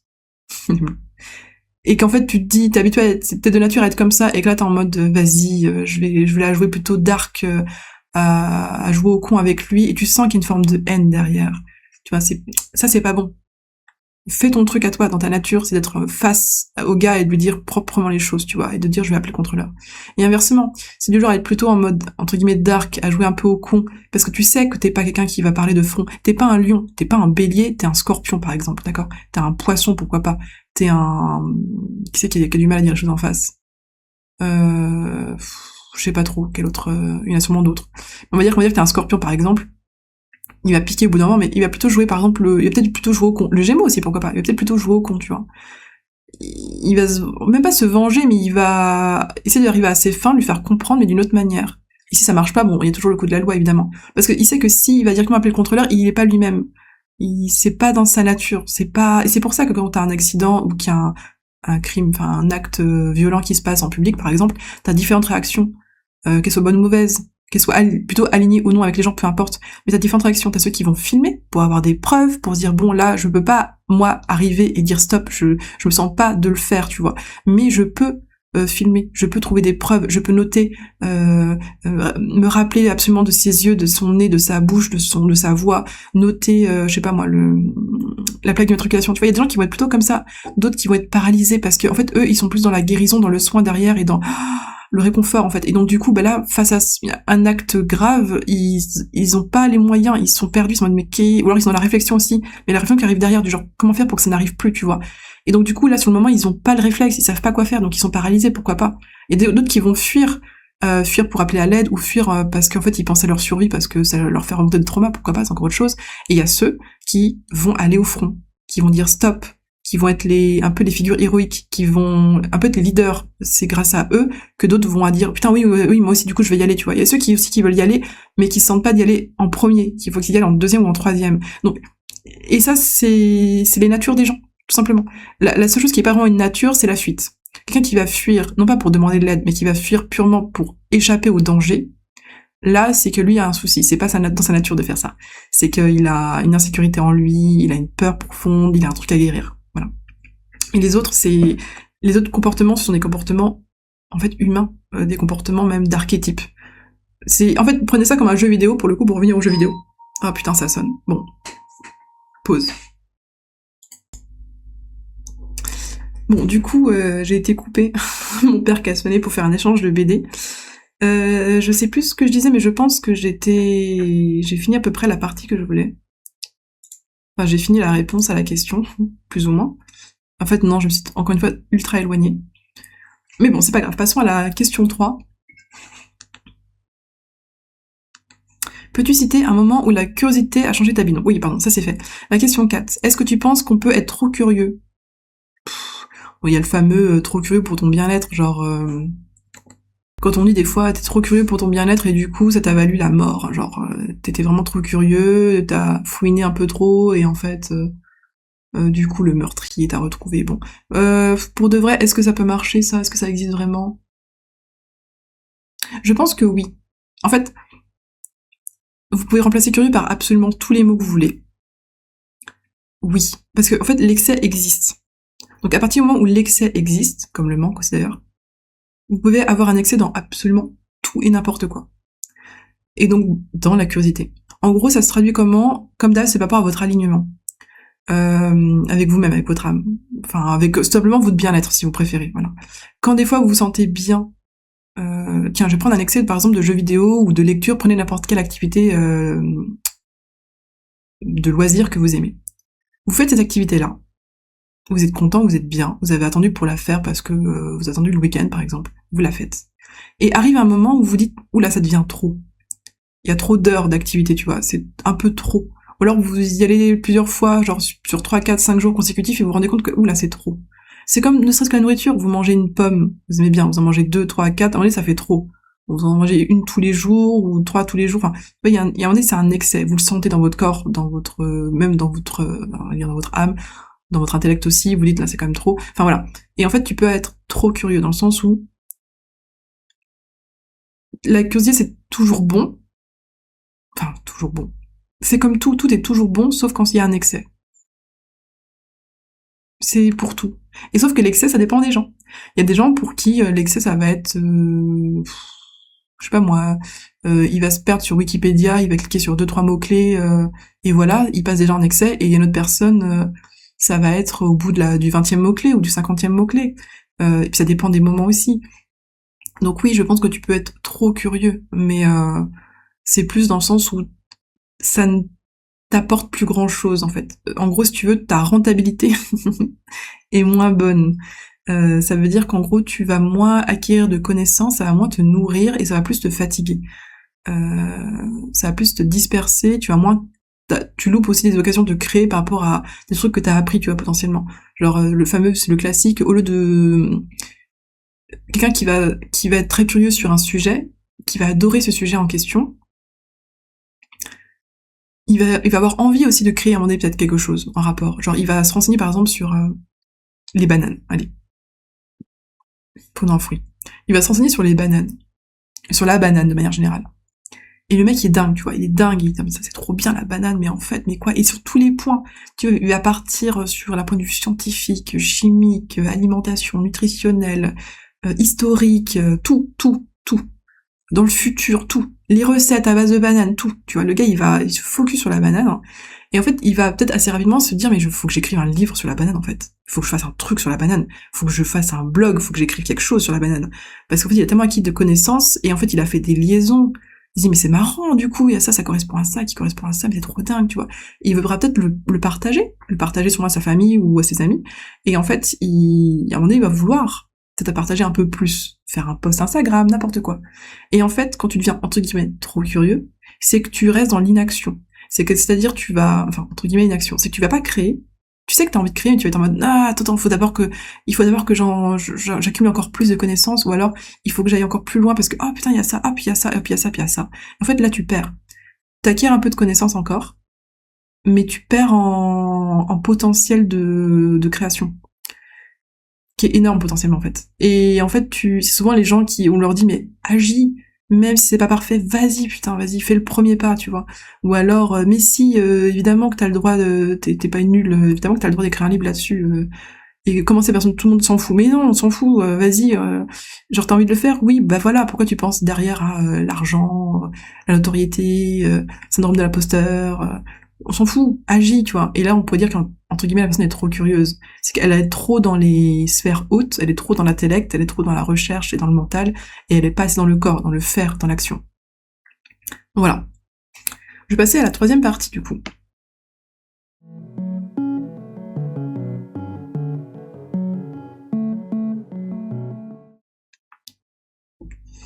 Troisième partie, alors, voyage intérieur, rêve, méditation et transe. Aïe aïe aïe, oulala. Je voulais que ce soit court. Je suis dans le déni de lire les questions. Allez, vas-y. As-tu déjà vécu une expérience où tu t'es senti transporté ailleurs sans bouger? Oui. En rêve. J'ai le droit de parler du rêve.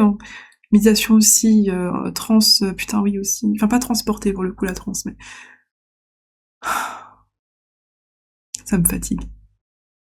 Ça me fatigue parce que cet épisode va encore durer beaucoup trop de temps et que cet après-midi, il faut que je sorte. Bah tant pis, je dirais à Gwen je lui dirais, écoute, on peut pas sortir trop longtemps, il faut que je fasse le montage.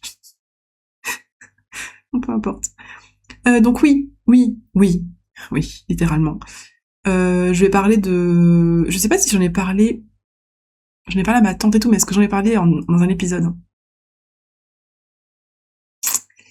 Ma rencontre. Rendez-vous presque avec Apollon. Oui, rien que ça. Je sais plus. Bon, si j'en ai déjà parlé, je m'excuse. Je m'excuse beaucoup, fortement. Bah, au pire, vous faites suivant, et puis voilà. Donc en gros, j'ai rêvé. Alors déjà, comme je l'avais déjà dit auparavant, dans d'autres épisodes, j'arrive de plus en plus à déceler, à me rendre compte des différents rêves. Des rêves purement mes rêves, à la con. Rêves, j'inclus aussi les cauchemars, dans le cas. Donc des rêves classiques, où en fait, c'est mon rêve, point barre. Des rêves où ce sont les rêves de d'autres personnes dans lesquelles je vais, pour des raisons X ou Y, je pense que c'est pour leur faire passer des messages. Des rêves de spectres et de fantômes, donc je dirais plutôt leur mémoire, les derniers moments de leur vie. En ce moment, c'est plutôt ça. Enfin, en ce moment. C'était plutôt ça avant. Des rêves où il y a un vrai message, on va dire, divin, de l'univers, si vous préférez. Où vraiment, il y a... on peut être même plusieurs dans le rêve, d'ailleurs, en passant. Plusieurs vraies personnes dans le rêve. Mais il y a soit un objet... soit c'est une ambiance où je sens que c'est une ambiance particulière, soit il y a un objet ou une créature très particulière aussi, tu vois, et je sens que c'est un truc plus fort. Il y a une âme derrière. C'est pas juste un monstre et basta ou un objet et basta. Il y a un vrai truc derrière. Il y a une vraie signification. C'est un vrai truc. Ou évidemment, du coup, une personne, donc un être vivant.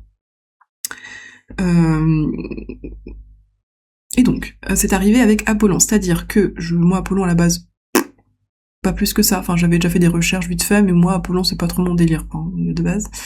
Mais par contre, la mythologie grecque, j'adore ça. Enfin, j'ai toujours aimé ça. Et donc, mais je me renseigne pas plus que ça aujourd'hui. Voilà, c'est un sujet que j'ai adoré quand j'étais plus jeune, mais aujourd'hui, bon, à part jouer à Titan Quest, voilà, ça s'arrête là, quoi. Et donc, du coup, je m'endors, blablabla, enfin, je fais différents rêves, et je crois que c'était, je sais plus à quelle heure, mais on s'en fout. À un moment donné, je fais un rêve, on va dire, classique, où je suis dans une maison, c'était la maison de ma mère, et je vais pour sortir de la maison, et en fait, la porte est fermée. Et je me dis, ouais, je veux sortir, putain. Et en fait, il faut que je crois que je gratte la porte. Ça date d'un petit moment, donc, je crois que je gratte la porte, où je vais pour l'ouvrir, et en fait, il y a une autre porte derrière, je me mode, et là, je commence un peu à m'agacer, en mode, ok, c'est bon, j'ai compris. Et en fait, je passe à travers la porte, et je m'envole très vite à travers les étoiles. Voilà. À travers les étoiles, je voyage littéralement. Souvent, j'avais entendu parler de ce genre de choses et je comprenais pas. Je suis en mode comment ça, tu voyages à travers les étoiles. Encore un délire là, je sais pas trop. Et là, je l'ai littéralement vécu, donc je l'ai même vécu 2 fois. Je suis revenue et j'ai vécu une autre fois pour d'autres raisons. Donc j'ai vécu techniquement environ 4 fois, 3 ou 4 fois, je sais plus. En tout cas, je me souviens de 3 ou 4 fois.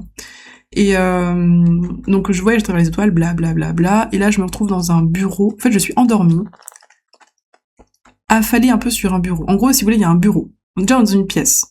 Une pièce, c'est un bureau. On va y arriver.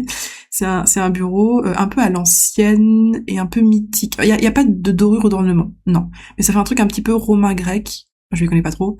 Et les murs sont un peu en pierre. Ça fait un peu vieille baraque, tu vois, vieille maison, mais rustique.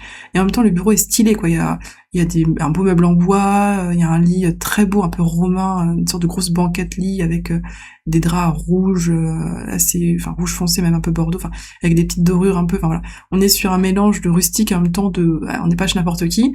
Et en fait, il y avait aussi un gros olivier. Enfin, il était pas si gros que ça finalement parce que c'était pas non plus un arbre, mais il était quand même gros, dans un gros pot entre le lit et le bureau.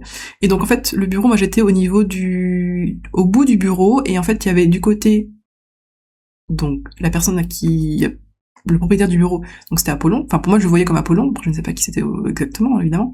Mais Apollon, et en face, il y avait une sorte d'écrivain, philosophe, explorateur, qui était un peu, pas le sous-fifre, mais qui était en dessous hiérarchiquement d'Apollon. Apollon qui faisait entre Apollon et Achille, hein. Il avait un petit côté aussi un peu légionnaire, enfin il était habillé tranquille, tu vois, il est décontracté, si on peut dire qu'il était habillé d'ailleurs, parce que bon, c'est quand même une sorte de toge, quoi, lol. Mais il était décontracté, mais il y avait une autorité, tu vois, il avait une forme d'autorité. On pourrait le définir par le plexus solaire, très clairement. Et mais en même temps joyeux, tu vois, donc c'est vraiment le plexus solaire, c'est confiance en soi, joie, mais en même temps une forme d'autorité, enfin il y avait tout un mélange. Et donc du coup, j'étais sur une chaise, je pense, je sais pas trop comment j'étais. On va dire j'étais plus ou moins sur une chaise, mais sur le bord du bureau, donc du côté de l'intérieur de la pièce. Bon, c'est compliqué, j'ai la flemme de vous expliquer, mais peu importe. Et j'étais un peu affalée sur le bureau, mais sur le côté en fait, dans le coin, donc je les dérangeais pas, ils pouvaient discuter, faire leur life, bref. Et donc je me réveille, donc je suis dans ce bureau, tu vois, et je me réveille, genre, mais difficilement, genre, j'ouvre les yeux, et je vois vite fait Apollon, je me dis pas que c'est Apollon, je me dis non, ok, et je regarde surtout l'autre mec, là, l'espèce d'écrivain, et je me dis, il y a un truc un peu important que j'ai envie de lui dire, il y a un truc qu'il faut que je lui dise, parce qu'il est en train de dire un truc justement, et ça fait écho, et il faut que je lui dise que oui, c'est réel, oui, je l'ai vécu aussi sur Terre, en fait, donc, et c'est réel. Alors je voulais donner une information, donc à ces personnes-là. Et en fait, Apollon et en mode hop, hop, hop, hop, hop, donc ma tête se retourne naturellement vers lui, et il est en mode, en gros, rendors-toi, tu vois. Et genre, une force surhumaine, mes paupières genre, je retombe en sommeil, genre, poum, tout doudoudou, c'est vraiment ça, quoi, Windows off, quoi. Mais de manière douce, tu vois, il le dit de manière douce, mais en même temps, rendors-toi, enfin, voilà. Déjà, qu'est-ce que je foutais là? Et j'arrive à rester encore en sursis, entre guillemets, et je rouvre les yeux un peu de temps après, genre, il faut que je lui dise un truc. En fait, je gardais cette, pas préscience, non, pas ce pressentiment.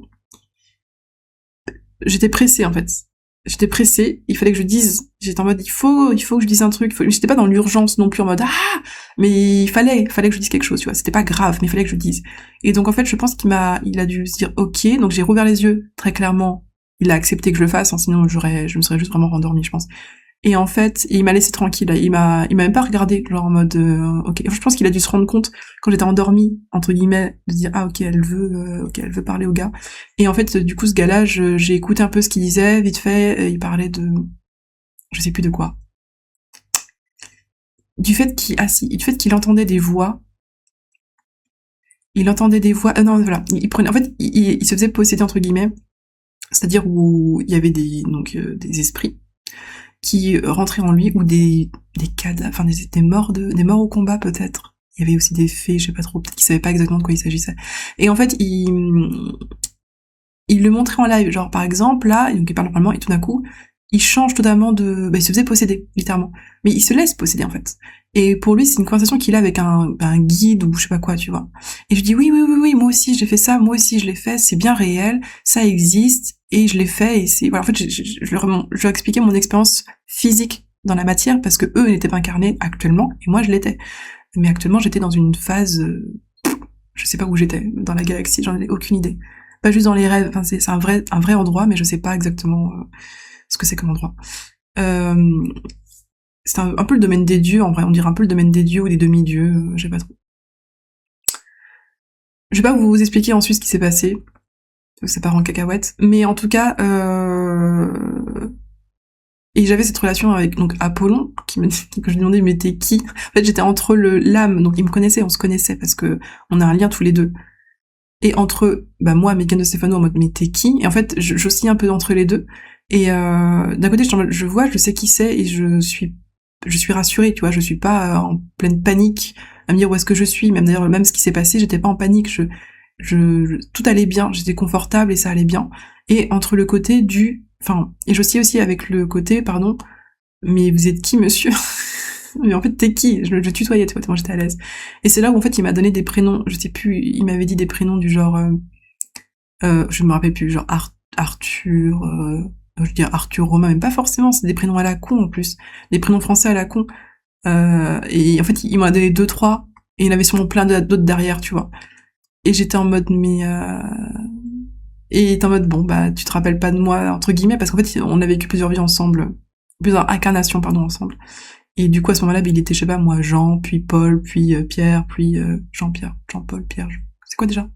Jean-Pierre, Paul, Jacques, je sais plus, puis Jacques, bon, peu importe. Et donc, du coup, moi, je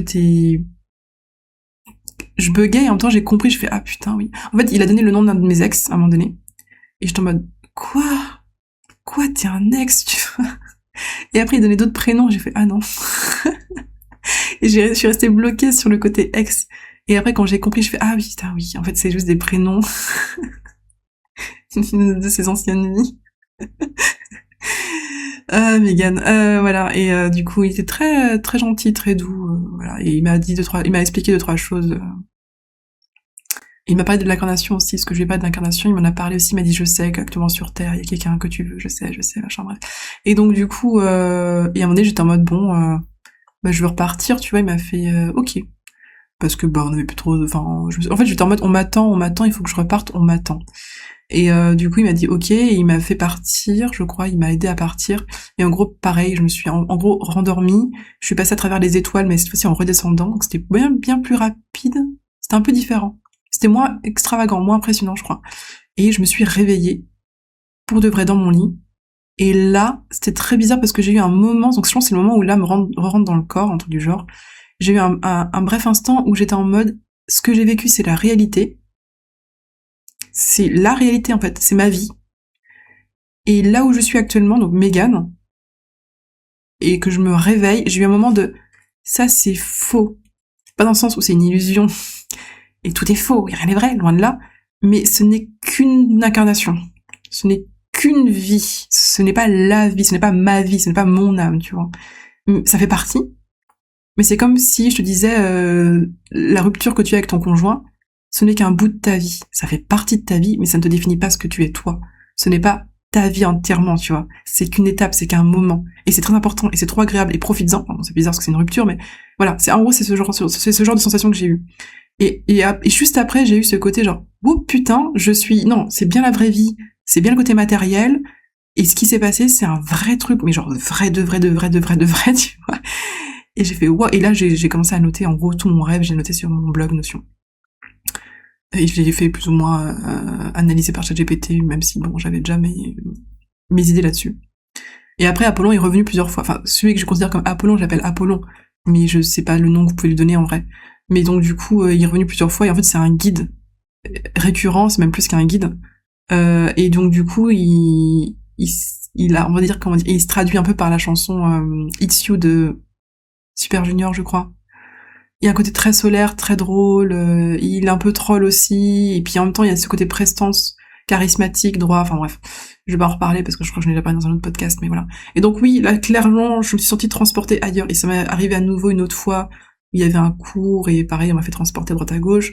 Si vous voulez un peu une référence, la seconde fois, le voyage que j'ai fait à travers les étoiles, on va dire ça comme ça ressemble pas mal à ce qui m'est arrivé, ce qui m'est arrivé. Ça ressemble beaucoup, pardon, on appelle ça comment? À la transition visuelle qu'on a dans le jeu Dungeon Siege 2 quand on utilise un téléporteur. Ça ressemble beaucoup à ça. Sauf que il y avait un peu plus les couleurs un peu roses et violacées. Mais en tout cas, là, je le regarde pas à nouveau, mais je crois que ça ressemble beaucoup à ça. En fait, c'est un voyage à travers les étoiles, littéralement, mais assez doux, assez... Il faudrait que je regarde parce que je dis ça, mais peut-être que en fait, ça correspond plus trop, mais... Et en fait, t'as vraiment l'impression d'avancer, ou de te faire... Soit t'avances et en même temps tu te fais... C'est comme si c'était les étoiles limites qui passaient à travers toi, qui venaient à travers toi. C'était pas vraiment toi qui avance, c'est les deux, c'est un ensemble. Limite, toi tu bouges pas plus que ça en fait, mais ça passe à travers toi. Voilà. Voilà. On va passer à la question 2, sinon ça va être beaucoup trop long encore une fois. Comment décrirais-tu ce voyage intérieur? Bah je l'ai décrit là, hein.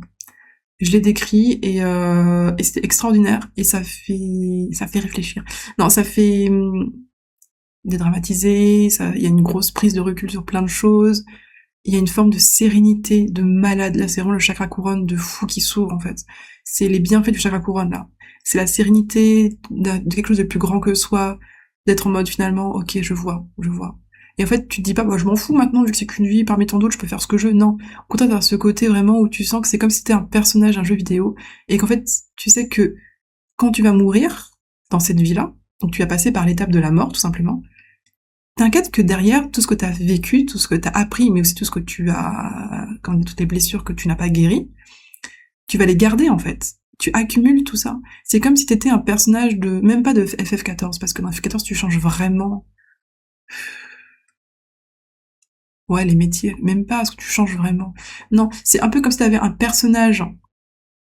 Ton âme, c'est un personnage qui a un niveau 0 à niveau 100, admettons.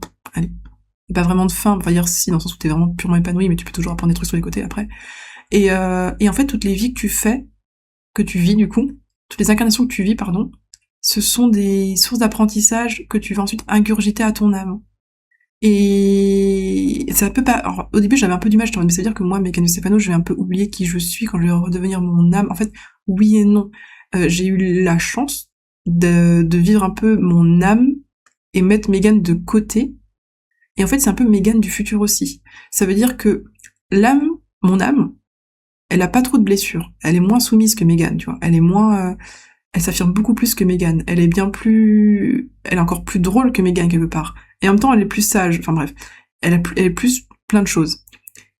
Et en fait, dans le sens où c'est le futur de Mégane, c'est qu'en fait, mon but à moi, c'est d'évoluer, d'avancer, et en fait, souvent de se réaligner avec son âme, donc de se rapprocher finalement de son âme, donc de redevenir qui on est, l'âme qu'on a en fait au fond de nous finalement, sans être totalement, parce que c'est pas en même 100 années de vie terrestre que tu vas être littéralement la personne qui est ton âme. C'est pas possible, elle a tellement de sagesse, d'expérience et tout que tu pourras pas atteindre son niveau, mais par contre tu vas pouvoir t'en rapprocher, et en fait du coup tu vas guérir les blessures que t'as, que soit que tu t'es créé dans cette vie-là, soit que t'avais d'anciennes vies, donc c'est très bien parce que bon, les transporter au fur et à mesure c'est un peu chiant quoi. Tu vas améliorer encore tes compétences, level up encore un peu plus, apprendre des choses, découvrir des choses, découvrir des signes astrologiques, tout simplement. Le fait d'être né en Scorpion et pas d'être né en Sagittaire, ça me fait découvrir certaines choses, certaines émotions, une intensité. Voilà, la création de projet aussi. En plus, déjà pour toi, t'apportes beaucoup de choses, c'est la première chose. Et t'apportes du coup aussi à autrui, parce que du coup, en voulant apporter à toi, t'apportes aussi à autrui, naturellement. Dans tous les numéros, en fait, en termes de numérologie, je veux dire, tous les signes aussi. Il n'y a pas un individu, un signe astrologique ou un numéro en numérologie qui est purement, entre guillemets, égoïste et qui, en fait, veut garder pour lui. Il n'y a aucun intérêt. Il n'y a aucun intérêt de garder les informations pour soi, l'apprentissage pour soi. Je dis pas que tout le monde doit absolument l'ouvrir au monde entier, faire des bouquins, des conférences mondiales et tout, loin de là. Mais il y a au minimum, le truc c'est d'en parler. T'as envie d'en parler normalement à un moment donné à ta famille, ou à tes amis, ou à ton conjoint. Ne serait-ce qu'à une personne, même à ton chat, à le dire à voix haute, ne serait-ce que le dire à voix haute, parce qu'il y a des fantômes autour, des fantômes et des spectres, enfin surtout les spectres, enfin les deux en vrai, c'est utile pour les deux. Et t'inquiète que eux ils écoutent, ils entendent les trucs que tu dis, ou même que tu penses, peut-être que tu penses pas forcément, mais que tu dis. Ils entendent. Donc eux ça les aide aussi à débloquer des situations, à comprendre des choses, qu'ils te connaissent ou pas, on s'en fout. T'es comme un prof, t'es comme si tu scrollais sur TikTok et tu voyais tout d'un coup quelqu'un qui va dire un truc sur quelque chose de précis. Même s'il y a 90% de caca qui correspond pas, peu importe, il y a 10% qui peuvent te débloquer des choses. Et en fait, tu aides aussi les spectres. Moi, j'appelle les spectres, en gros, c'est les fantômes qui sont bloqués, qui sont vraiment bloqués, qui peuvent pas passer à autre chose. Qui ont besoin d'éliminer une forme, qui ont besoin de guérir, en gros, d'éliminer une forme de noirceur, on va dire ça comme ça. Voilà. Et donc, les fantômes, c'est ceux qui peuvent passer à autre chose, et qui sont sur la bonne voie, qui sont tranquilles et qui ont envie de rester pour des raisons X ou Y, pour être tranquilles. Pour profiter de la vie. Parce qu'ils vivent aussi, en fait, faut pas croire. Ils vivent littéralement d'ailleurs. Donc voilà, il y a pas un signe qui n'aura pas un impact positif dans le monde. C'est pas possible. Il y a pas un individu qui n'aura pas un impact positif dans le monde s'il est aligné avec lui-même. Même quand il est pas aligné d'ailleurs, de toute façon. Mais même quelqu'un qui est pas aligné, il a un impact positif il a un impact qui peut être positif, différent.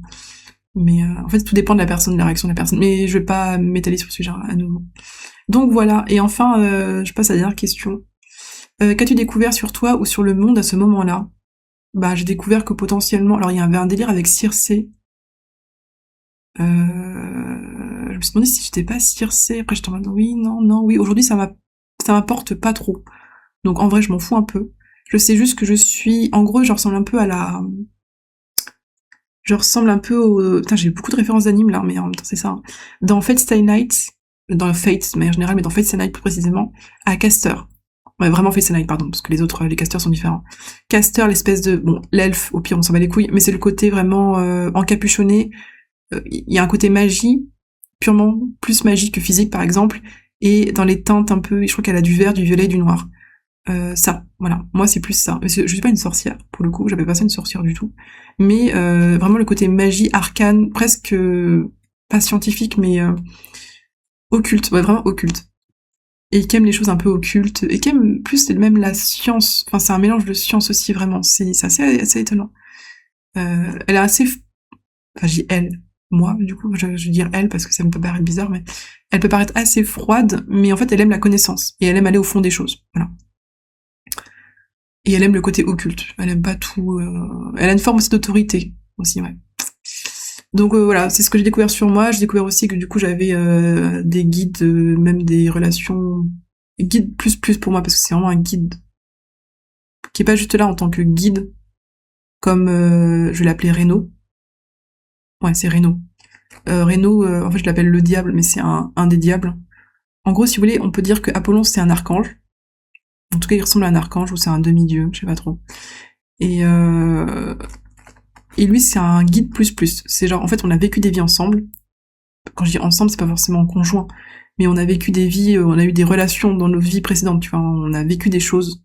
On a appris l'un de l'autre et on a créé un lien qui fait qu'en fait on a, comment on dit, un contrat, mais bon, c'est comme ça, on est liés. Voilà, on est liés. On est liés.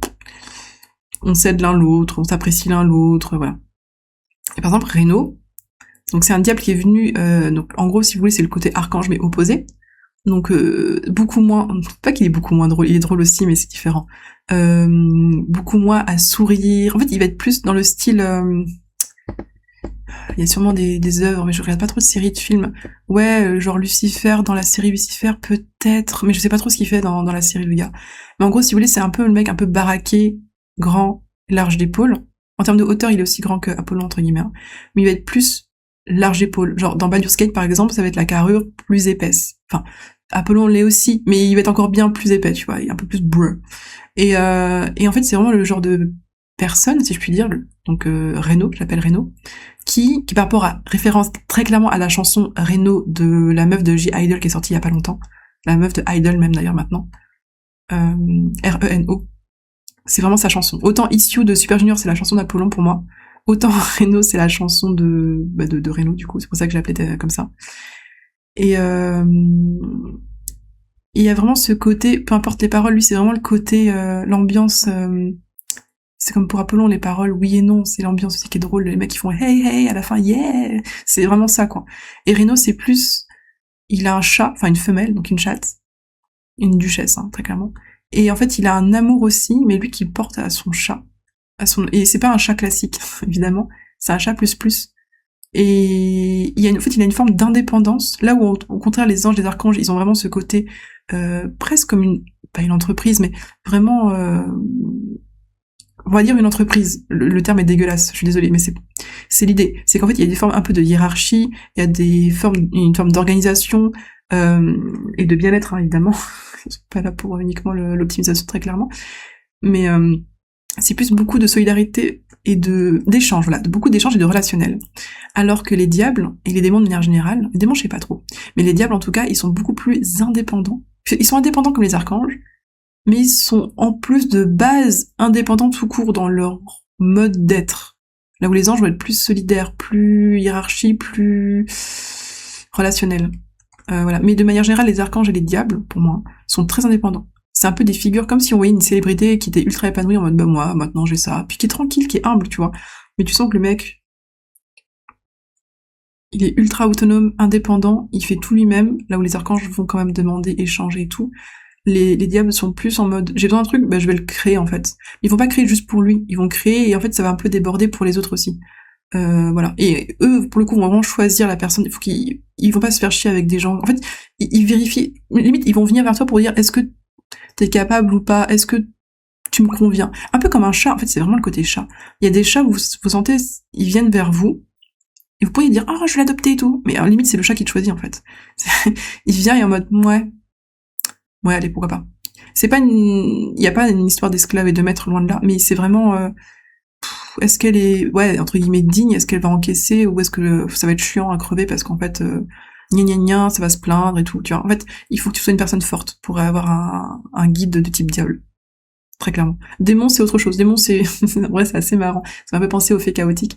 Démon, c'est quand tu vas râler, mais en même temps, c'est drôle. Tu vois, les gens qui vont être, entre guillemets, méchants, quand quelqu'un va dire oui, mais tu comprends, va dire ah, bah tu pètes les couilles aussi, va faire. Et ils vont sortir des réflexions qui sont lunaires, qui font mal, parce que l'autre il va prendre pour lui, genre mais putain, mais ça fait mal. Mais en fait, ceux qui sont autour et qui n'ont pas de problème avec ça, ils vont trouver ça vraiment drôle, mais genre mais putain, ils vont dire ok, c'est hard, mais putain, mais qu'est-ce que c'est drôle, parce qu'en fait, il va pas t'attaquer toi, il va attaquer de manière générale les gens qui sont comme ça en mode ah là, à un moment donné aussi, hein, bougez votre cul, putain.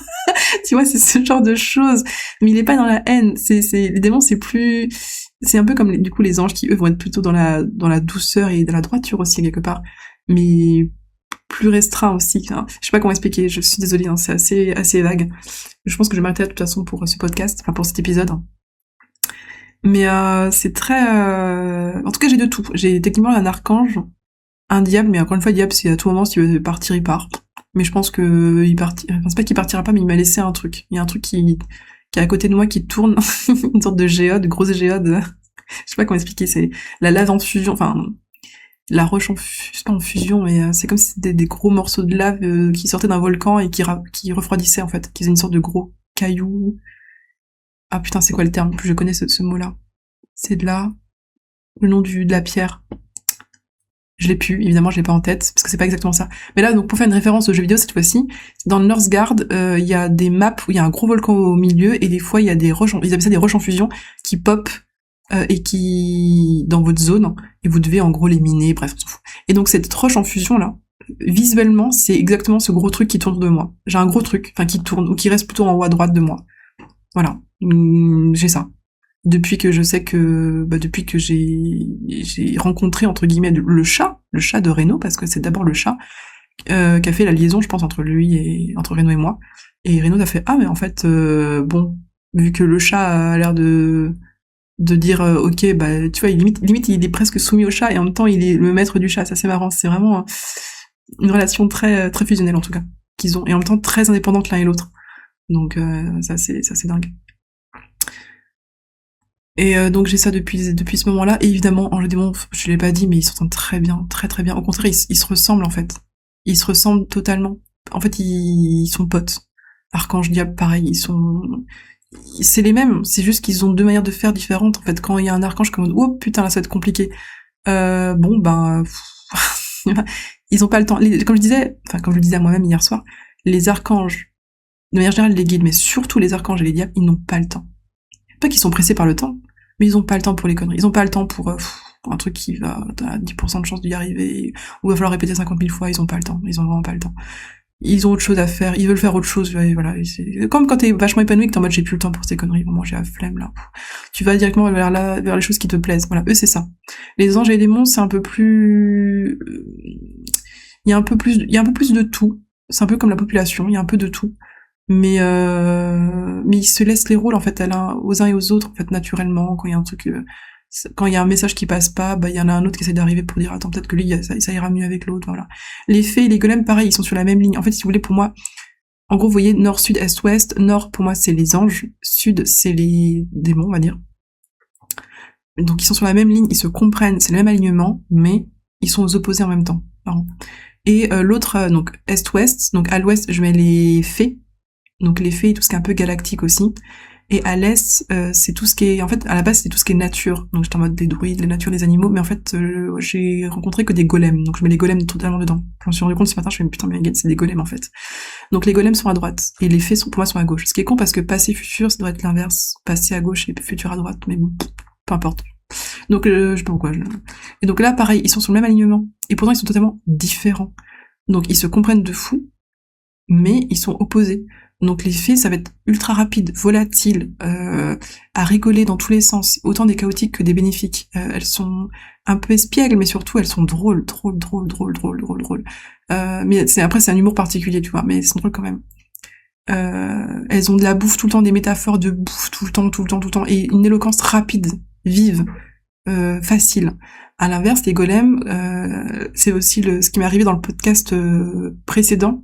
Pas la partie spiritualité, mais la partie, je crois, corps, donc la première partie, et j'ai galéré à sortir les choses, à sortir un peu les métaphores, d'ailleurs ça parlait de maison, de cloison, de meubles, j'ai plus galéré, c'était plus un peu lourd, tu vois, c'est pas comme à la fin où je parlais de casier, certes, mais avec de la moumoute et d'autres trucs. En fait, c'était un peu compliqué. Les golems, j'ai plus de mal avec eux. Alors, je sais pas si c'est parce que je n'ai pas de liaison avec les golems, je sais que j'ai une liaison très clairement avec les diables et les fées, dans le sens où j'ai eu des vies antérieures ou un lien avec ça. Les golems, j'en suis pas certaine. Ou très peu. Et donc, du coup, j'ai plus de distance avec eux. Alors, mais d'un autre côté, quand j'ai rencontré un golem, donc je somnolais, ils ont une lenteur. C'est vrai qu'ils ont une lenteur. Ils font partie des murs. Littéralement, ils font partie des murs. Genre, si vous avez un golem en guide, dites-vous que le mec, c'est énorme, c'est très très gros. Là où une fée est très petite. Un golem, c'est genre, ça peut être aussi haut, je pense, un mur en entier, très clairement. En plus, moi, c'est des grands murs. Je pense qu'ils font la taille de la pièce ou un peu moins pour moi. En gros, pour vous avez une habitation probablement classique, une hauteur de plafond normale. Dites-vous que sa tête arrive au plafond. Mais il est pas debout, il est assis. Hein. En étant assis. Il est juste assis comme ça par terre. C'est des sortes de grosses boules de pierre ou d'argile ou quoi. De roche, enfin vraiment de manière purement naturelle. Qui sont en lien avec le passé, avec les racines, ils ont une forme de lenteur aussi, vraiment quelque chose de très très lent.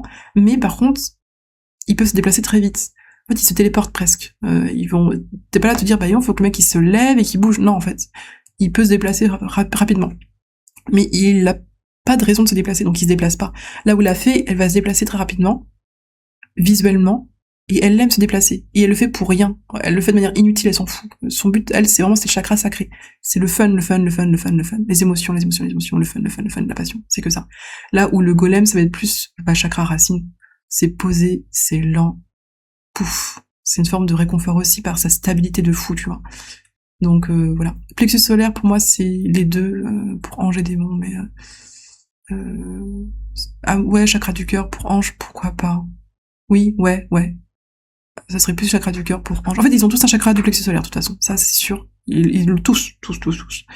Mais on va dire que ce qui les définirait plus, ce serait chakra du cœur pour les anges, sacré pour les fées, racine pour les golems, et diable, troisième œil. Pas mal, troisième œil. Ouais, beaucoup dans la réflexion, l'analyse. Ils n'en disent pas plus que ça, en fait. Ils le font très vite. Ils ont pas besoin de réfléchir trop longtemps. Mais ouais. Et je dis ça, mais ils ont tous un équilibre. Mais bon, on pourrait dire que c'est ça, quoi. Et donc, du coup, pour revenir aux golems, ouais, ils font vraiment partie des murs.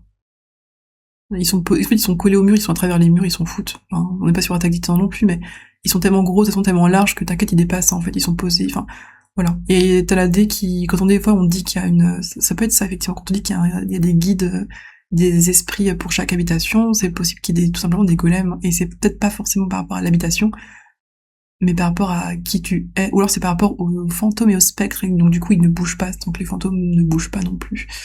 Peut-être. Bon là je m'éloigne vraiment beaucoup, faut que je me calme. Donc je sais même plus pourquoi je disais ça, mais voilà. Donc plus de difficultés à parler quand il y a des golems, mais voilà, ils ont une clarté d'esprit, je finis juste là-dessus, ils ont une clarté d'esprit qui est dingue aussi. Donc vous savez, voilà, donc il y a aussi un troisième œil quelque part, évidemment. Mais vraiment il y avait un apaisement, bah c'est ça. Un apaisement, une clarté mentale de fou. En fait, c'est comme une grande place. J'avais visualisé la place de Lyon. C'est comme une très très très grande place dans mon esprit. J'étais en mode waouh, c'est vide, c'est grand, il y a pas besoin de mettre des choses, en fait, tout est tellement fluide, c'est même pas fluide, tout est clair, tout est tellement clair. Et c'était très très agréable. Très lent. Très lourd en même temps. Voilà. Bon, je m'arrête ici pour ce podcast. 11h40 et nous sommes le 4-11. Let's go. Allez, je vais voir l'heure qu'il est pour voir s'il avait pas trop traîné, mais bon. Donc sur ce, je vous dis à la semaine prochaine et dès la semaine prochaine, on va commencer avec un nouveau type de thème. Donc on garde toujours ce système de corps, esprit et âme. Mais peut-être moins de questions, peut-être juste une phrase et que je vais broder autour. Je verrai. Sur ce, ben, portez-vous bien. La carte, j'ai oublié de faire une carte. Oh, allez, vas-y, je vais faire une carte. Je suis plus à ça après, de toute façon. Petite carte. Ouais, je vous ai déjà dit des trucs, là. Est-ce que vraiment on veut une carte? Et je vais tirer une carte, mais c'est une carte météo, vous savez quoi? Avec juste une image et un petit texte, mais genre c'est une phrase. Je vais faire ça, je pense. Ouais, je vais faire ça. Ça va être plus court, je pense, plus léger. Parce que je vous ai déjà dit plein de trucs. Alors, numéro... Non, pas numéro. Aléatoire. Donc j'en ai 100. On tombe sur 66. Alors, 66... Balam. Où suis-je? Que fais-je? Star. Oracle. Météo. PNG. Donc la 66, c'est... Oh, c'est mignon. Bon, c'est aujourd'hui, mais on s'en fout d'aujourd'hui. Enfin. C'est accepte ce que tu ressens sans te juger, même les émotions fortes sont légitimes. Alors, ça pourrait faire référence rapidement à quand on disait 66, bon, chiffre du diable, c'est 666, mais bon, peu importe. Genre, accepte que ça existe, et oui, il y a des émotions fortes, donc comme la colère, la haine, c'est un peu particulier, mais en tout cas la colère, et de dire stop, et c'est chiant, tu vois, le fait de râler vraiment un coup pour passer à autre chose, bah c'est légitime, elles sont pas là pour rien ces émotions. Donc le but c'est pas non plus d'en avoir tout le temps, mais après c'est de les comprendre, de les analyser, de voir à quel moment elles sortent pour le bien, et à quel moment elles sortent et qu'elles servent à rien, en fait. Donc voilà. Et sinon, ça peut être aussi, l'autre message, c'est de manière générale, donc là c'est pour le bien et le mal, comme ce que j'ai dit, mais aussi pour les 4 nord, sud, est, ouest, donc les fées, les golems, les anges, on va dire, et les démons. Accepte ce que tu ressens sans te juger. Que tu trouves ça dingue, que t'as l'impression d'être un débile d'y croire, que tu te dis, waouh, où est-ce qu'on est en fait, tu vois, que t'as envie d'y croire et que t'es en mode, mais est-ce que vraiment je peux en parler, est-ce que vraiment je peux commencer à dire ce genre de choses qu'on va me prendre pour un fou? Là on te dit, accepte ce que tu ressens, peu importe ce que tu ressens, accepte-le sans te juger, enfin sans te juger, non, sans juger même, je dirais sans juger. Tout est légitime, ouais. Accepte-le. On te demande pas d'y croire. Que tu y crois ou pas, on s'en fout en soi. Accepte ce que tu ressens et ce que tu as envie de ressentir. Voilà. Enfin, essaye en tout cas. Essaye en tout cas. Parce que c'est la bonne voie. Bon voilà, c'était court et intense. Allez, à plus.